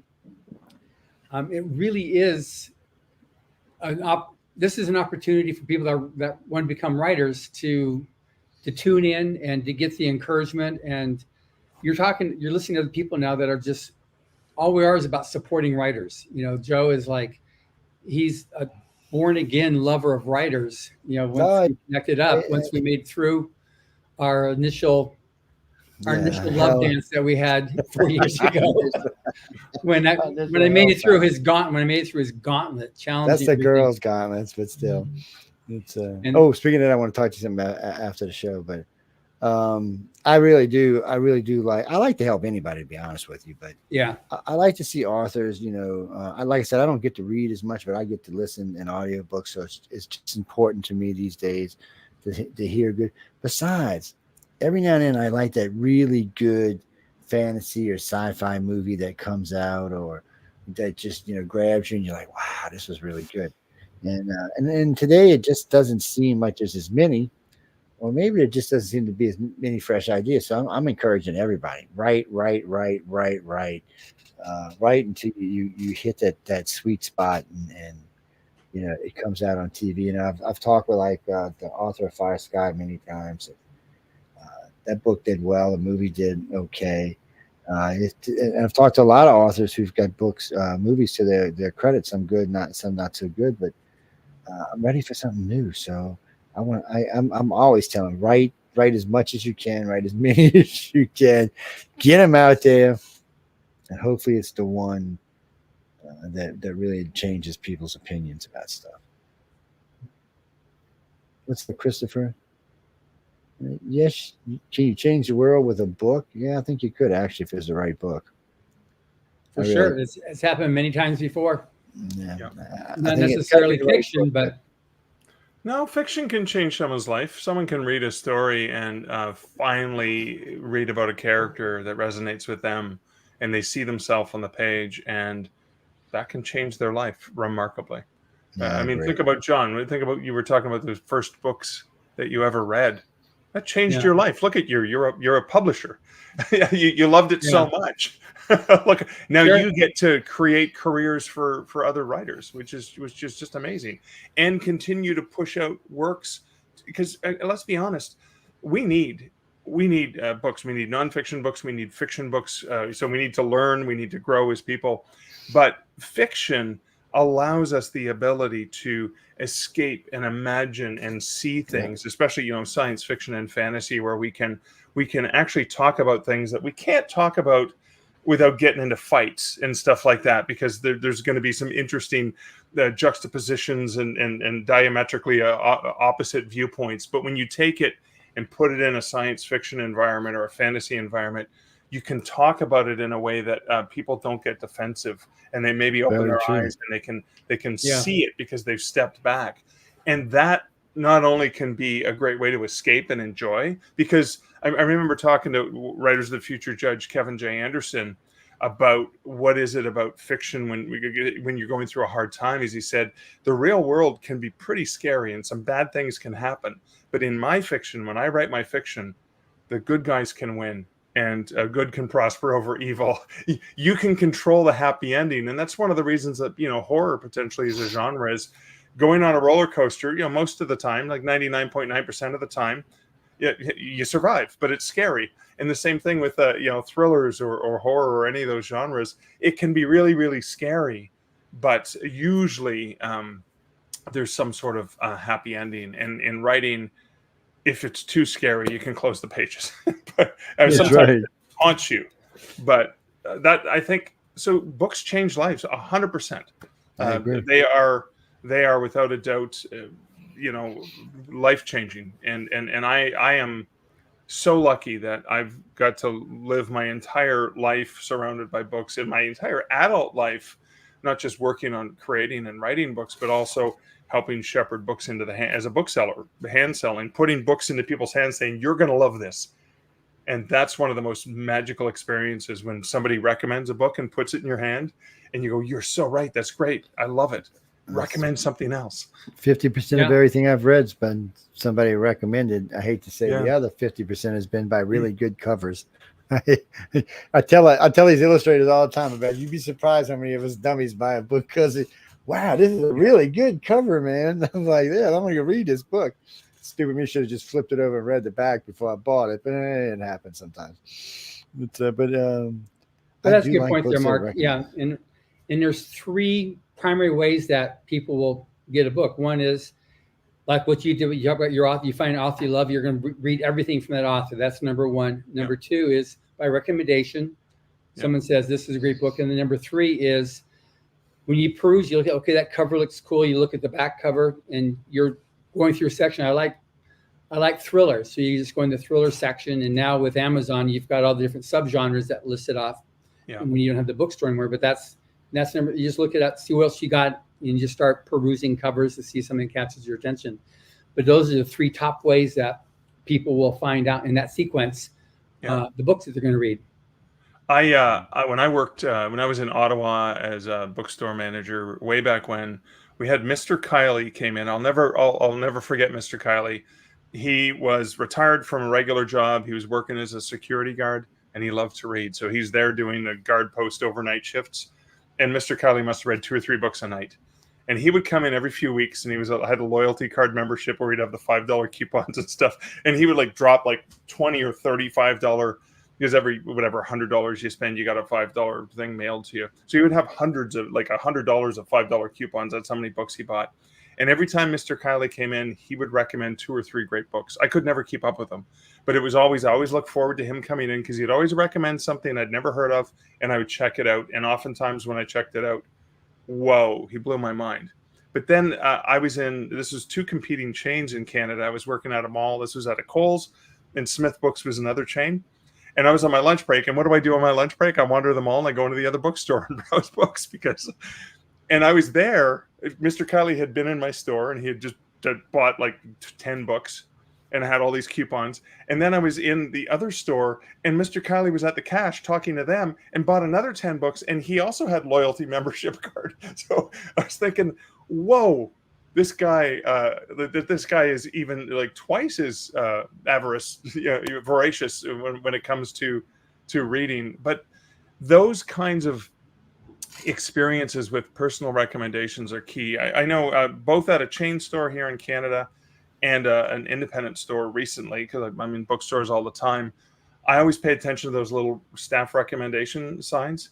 Like one of the ones said this was a chain store, Stephanie recommend. So it was like Stephanie was the recommendation, and underneath it said Lord of the Flies set at Disneyland. Mm-hmm. And I went, okay, I really enjoyed Lord of the Flies. I really like theme parks. This is a horror novel where a hurricane hits, and it's a Disneyland. It's called Fantastic Land, and I'm about 3/4 of the way through it, and it is so good. It is such a great book, and it's like, no, well, now that I know Stephanie recommends good stuff, I'm going back to see what else even if she's not there, she's got the little sign, got that little card, and that can really help. I mean, I picked up this one here at an independent bookstore in Ottawa. It was again, it's like How to Protect Bookstores and Why. Being someone who's very interested in the book industry and passionate about bookstores being a cultural center for a community. That's one of the ones I saw it. There was a little card recommended, and I had to pick it up. It's weird down here. They do art classes where they're allowed to have wine. So they have the instructor, and everybody does their own pictures, and they have wine. But they also have a class where one of the gentlemen or one of the ladies sits and reads the book while everybody has a glass of wine while the book's going on. That's I cool. had never really thought about that before, and I was like, well, that's interesting. And as long as the individual's got a good voice, it's got to be enjoyable. I mean, decent book, a good voice, glass of wine. Shit, how can you go wrong? Sounds like a great evening. Yeah, I mean, it sounds like a good evening. That's what I'm thinking. Growing up, I had an English teacher in public school, and at the end of that last half hour of classes, if we got all the work done, he would read to us, and he read The Hobbit to us through the course of the entire term, like every day, half an hour. And he had this beautiful British accent, and so it was just great to listen to The Hobbit that way. And also John Christopher. We listened to him read some John Christopher classic science fiction novels, and we're just thinking about Mr. Roberts reading those stories. And I would doodle. I would do like little cartoons and doodle while he was reading, and it was just one of my favorite times. Yeah, because it was almost like you said, Joe, is you're there having wine, you're painting, and then you're listening to a story. And I love listening to audiobooks too, so that would be a great experience. Yes, I know. I know one of the owners, one of them, he said, well, you ought to come sit one afternoon with us and just come listen to one of the stories. And I just got off work and I said, you know what? I said, I'm filthy dirty. I said, I'm come sit on the other side of the class and listen.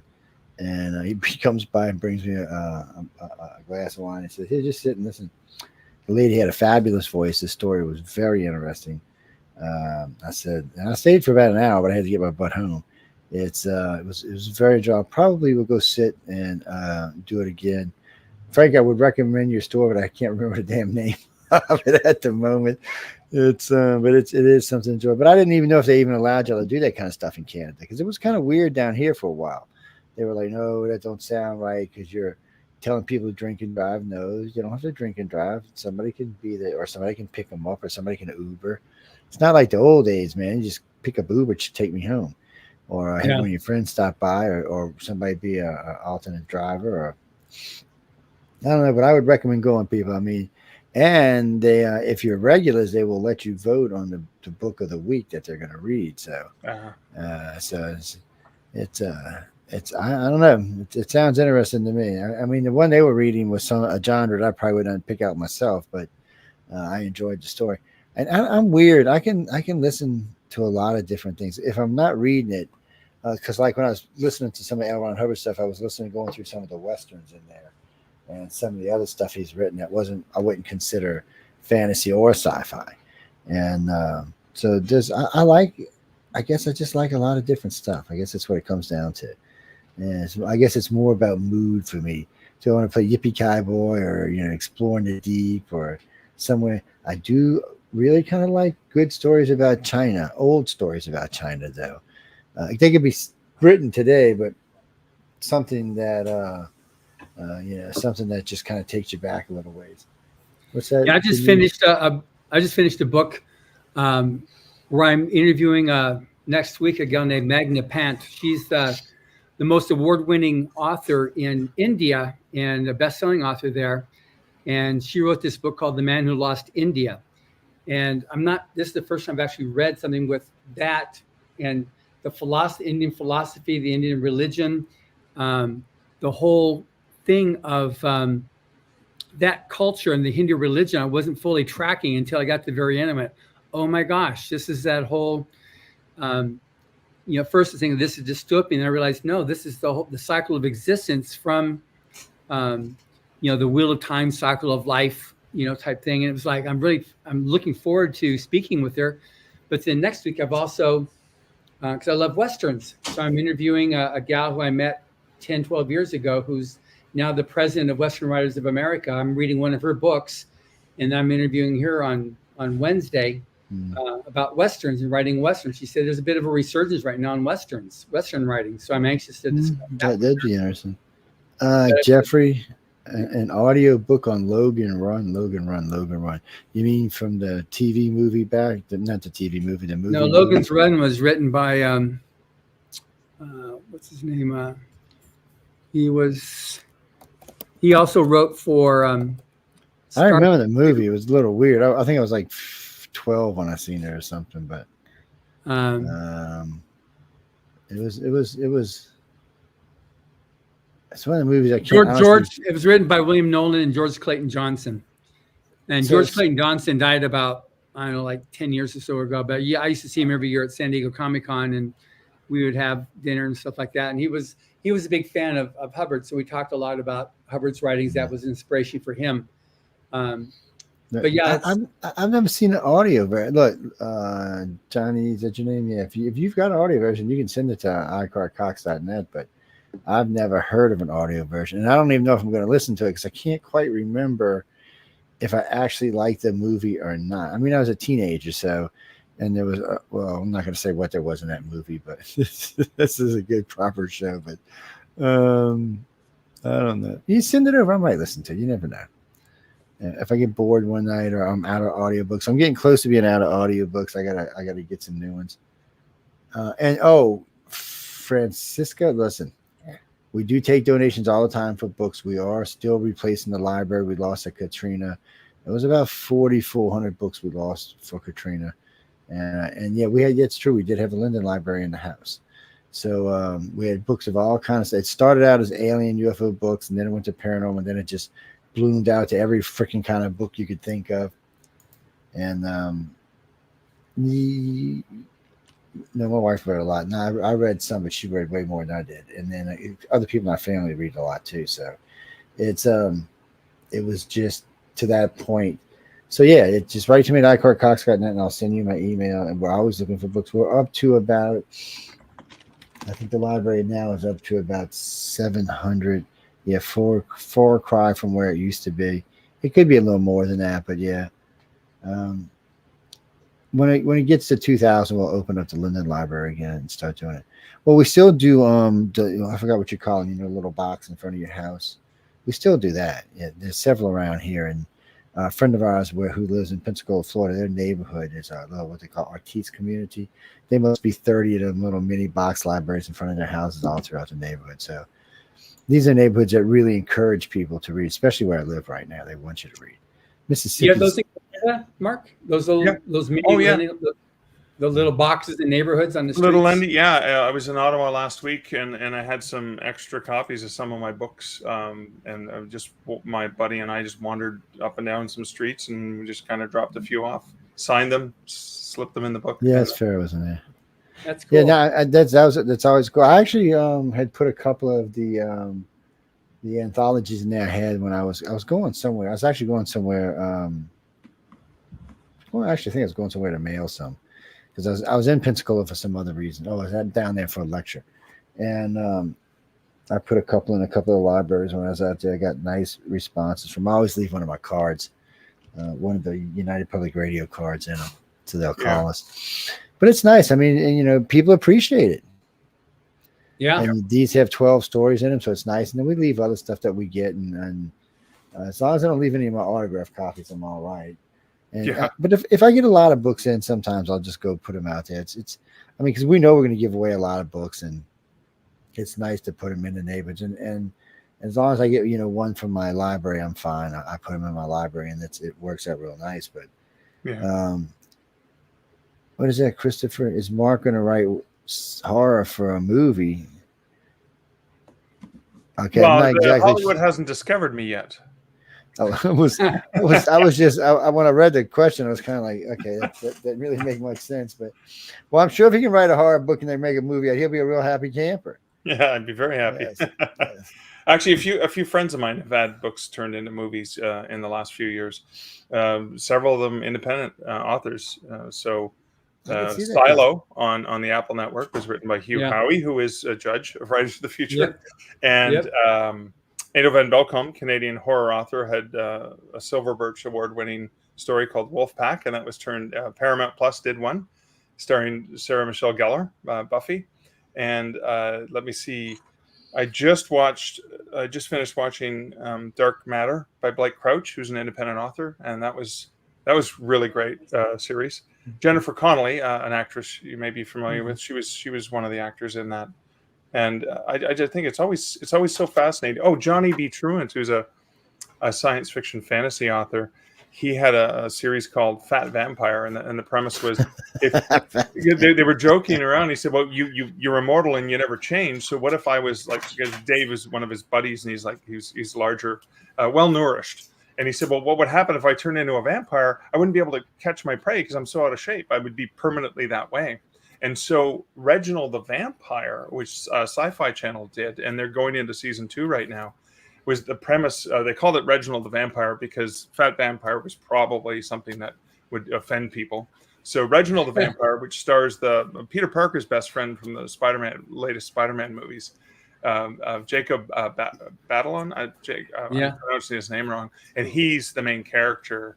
And that was filmed up in Vancouver, in Canada, on the West Coast, just north of Seattle. And what a great show! Just really, because it's humorous because he is out of shape, but he's really smart. So his enhanced brain. That's got to be funny as hell. Yeah, great show. I'll have to check. I never thought Fat Vampire before. I really. But Reginald the Vampire is what you would find, and that's based on Johnny B. Truant, who is an independent author. Great story, too. Well, with all these Netflix and all this Prime and Max and Showtime, Apple TV, Samsung TV, Roku TV. I mean, everybody needs material. Exactly. I mean, and you know, you can only share so much. You need, and it's like us. I mean, one thing about our network is every show on the network is original to the network. Yeah. It's you know, we want original material because anybody can do a podcast network. It's not that hard. And I could have just taken shows from all over and just syndicated, made my life easier. But I prefer to have live shows on our network that belong to our network. It's better. The hosts work better together. It seems like a good way to go, and everybody advertises everybody else. So I think the smallest show we have on the network right now is doing 55,000 a week, and the largest show on the network does about 3.5 million a week. So it's and anywhere in between that. That's the best part. I mean, I'm serious. It can be anywhere in between that. Yeah. But Wow. it's a lot of fun, and it is. But I mean, how it was in the old days. I remember when I had shows that had 10 listeners. 12 listeners. I was like, "Ooh, I had 12 listeners this week. All right, man." And I remember the first time I broke 100, I was like, "Holy crap, I got 100 listeners."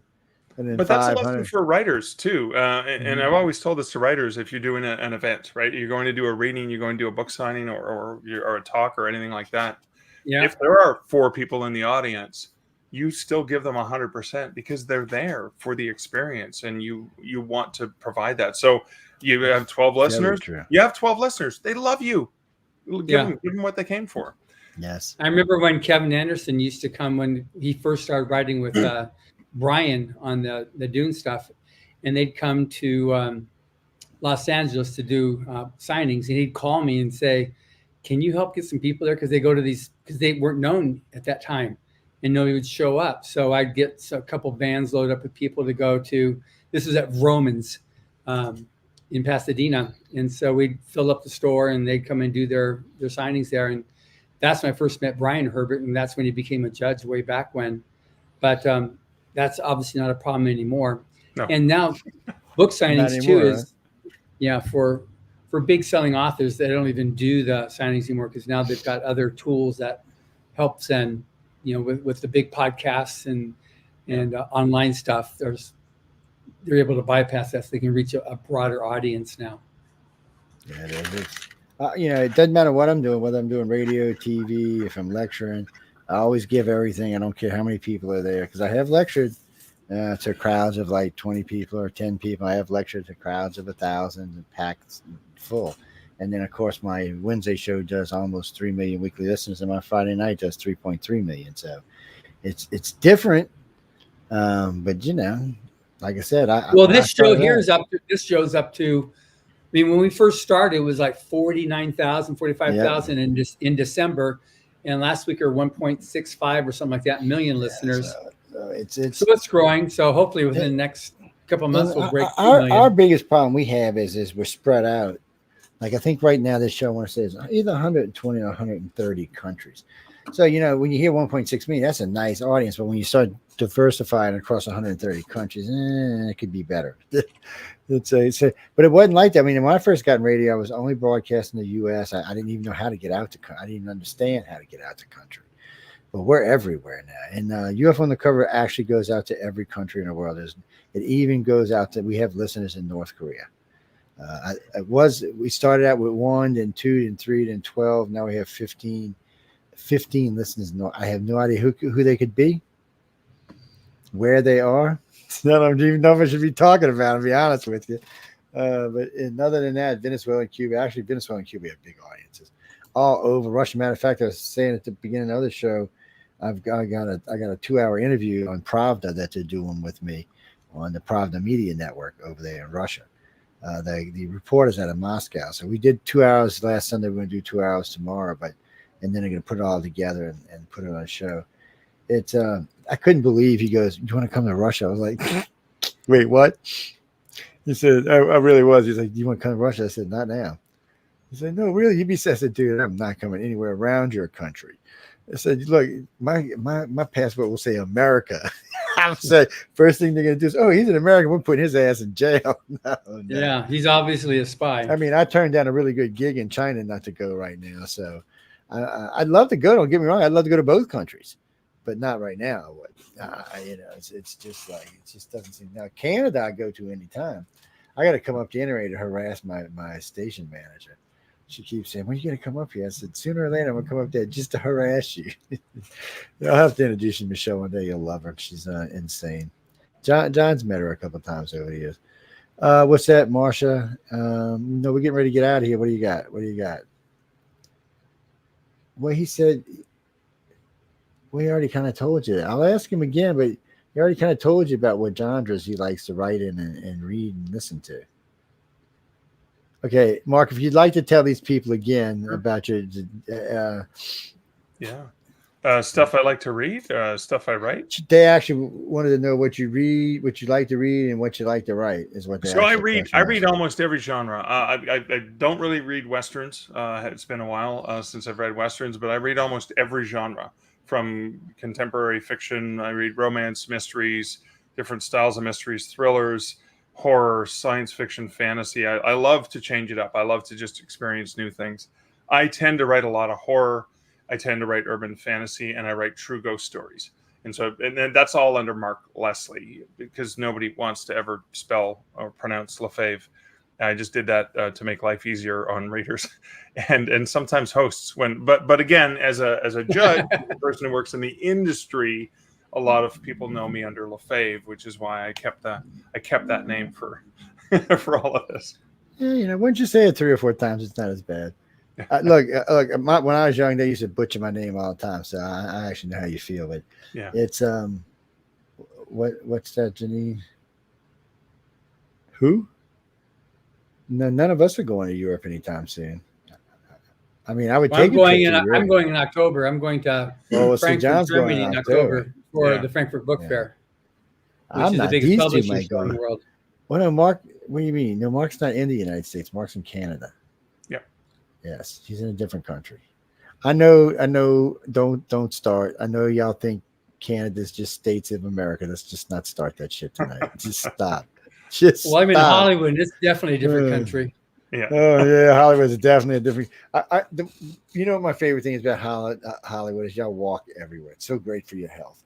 It's See, when we were young, unless you smell all the people that are like the stinky marijuana, these guys. See, well, that is rough with the pot. I ain't gonna lie. See, because the French Quarter, if you live in the city, in our city, you have to walk everywhere, so it's kind of nice. But he is right. So I'll tell you a little story. I'm not gonna give you all the names of all the players, but I will tell you there was a couple of the illustrator judges, famous ones, a couple of the winners. And Larry Elmore was with us, the king of Dungeons and Dragons. Anyway, we left. We're going over to author service. So we left the hotel where we were staying, and it's a couple of blocks to walk around to go to the author service. And we're going over there to take pictures. So I said, well, I can get some good pictures of y'all. And so we walk. So we get 30 feet from the hotel, is like 8 guys in the corner smoking, and it's a big crowd you couldn't get through. So you're like getting just smoked out. So you get down about another 50 feet, and there's another big crowd. Everybody's got a blunt in their hand. Everybody's just chilling, smoking. So by the time we made the first corner, the whole group at least had a contact buzz.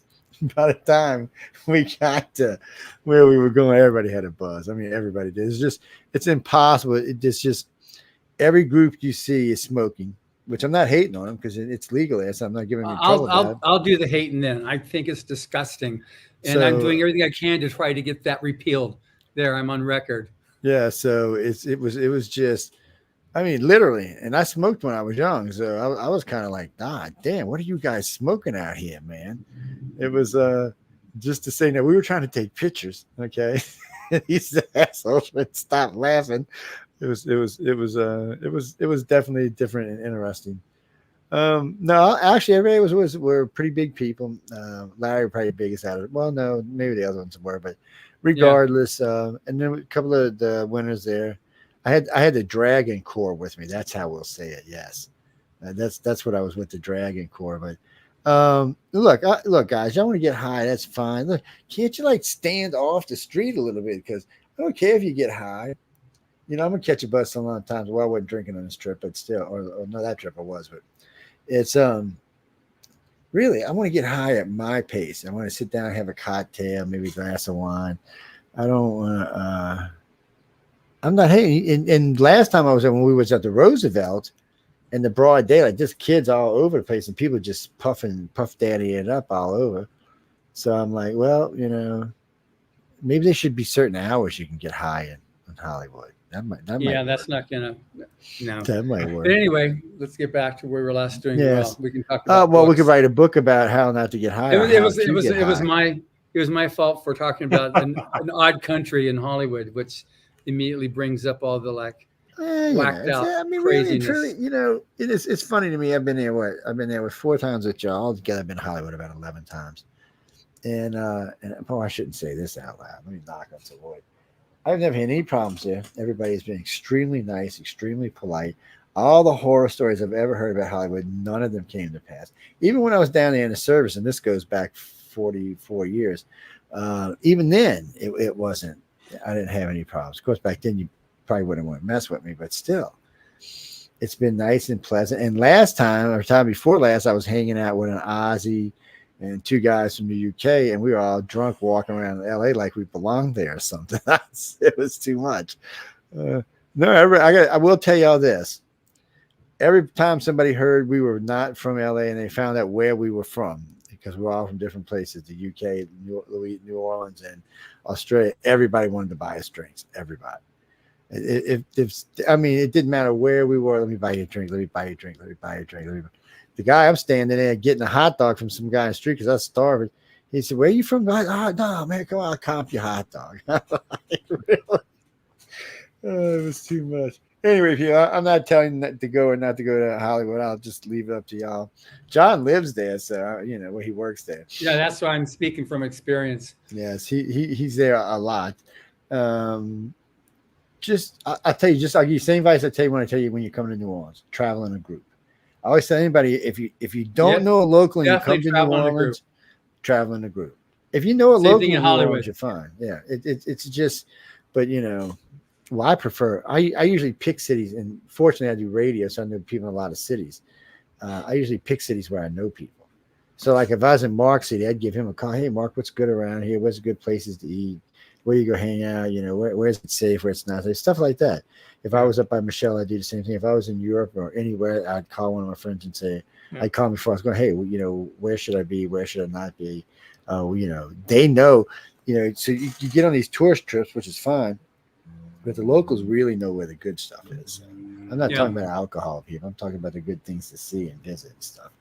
But we got to go. Mark, you want to get any parting words before we get out of here? No, it's been great chatting with you guys. Thanks for having me on. John, anything left before we hit the road? Well, again, you've got 1.5 days, not even yet, to be able to get your stories or your art entered for Writers of the Future. The quarter is ending on the 30th of June at midnight, so be sure to get your stories in. And if you've not read it, Writers of the Future Volume 40 is released in the U.S. and Canada last month, and it releases next week in UK, Australia, New Zealand, and South Africa. So it's amazing work. And Judge Mark Leslie Lefebvre, our newest writer's judge. So we're so happy he's on board with us right now. And we look forward to many more years of the future with him helping out as we continue to grow this contest. Hey, Colleen, and yes, Farrah Fawcett was in that movie. Guys and girls, how about some near now sci-fi? Okay, I'm just making requests. That's all I'm doing. I'm allowed to make requests. Come on, people. Anyway, we got to play a promo. We're out of here. I hope everybody enjoyed the show. Of course, like I always say, any moans, groans, bitches, or complaints, please direct them to Michelle DeRoche, and then we'll just have to see what she says. Okay. Talk to you later, Mark. All right, everybody. It's time for you to get out and nominate your favorite podcasts. There's a show I want you to consider for the People's Choice Podcast Awards. Writers and Illustrators of the Future podcast. In 3 categories: education, storyteller and drama, and arts. For 5 years and with over 280 weekly episodes and 64 million plus downloads, the Writers and Illustrators of the Future podcast has provided advice and tips from international best-selling authors, world-class artists, contest judges and winners, and industry professionals.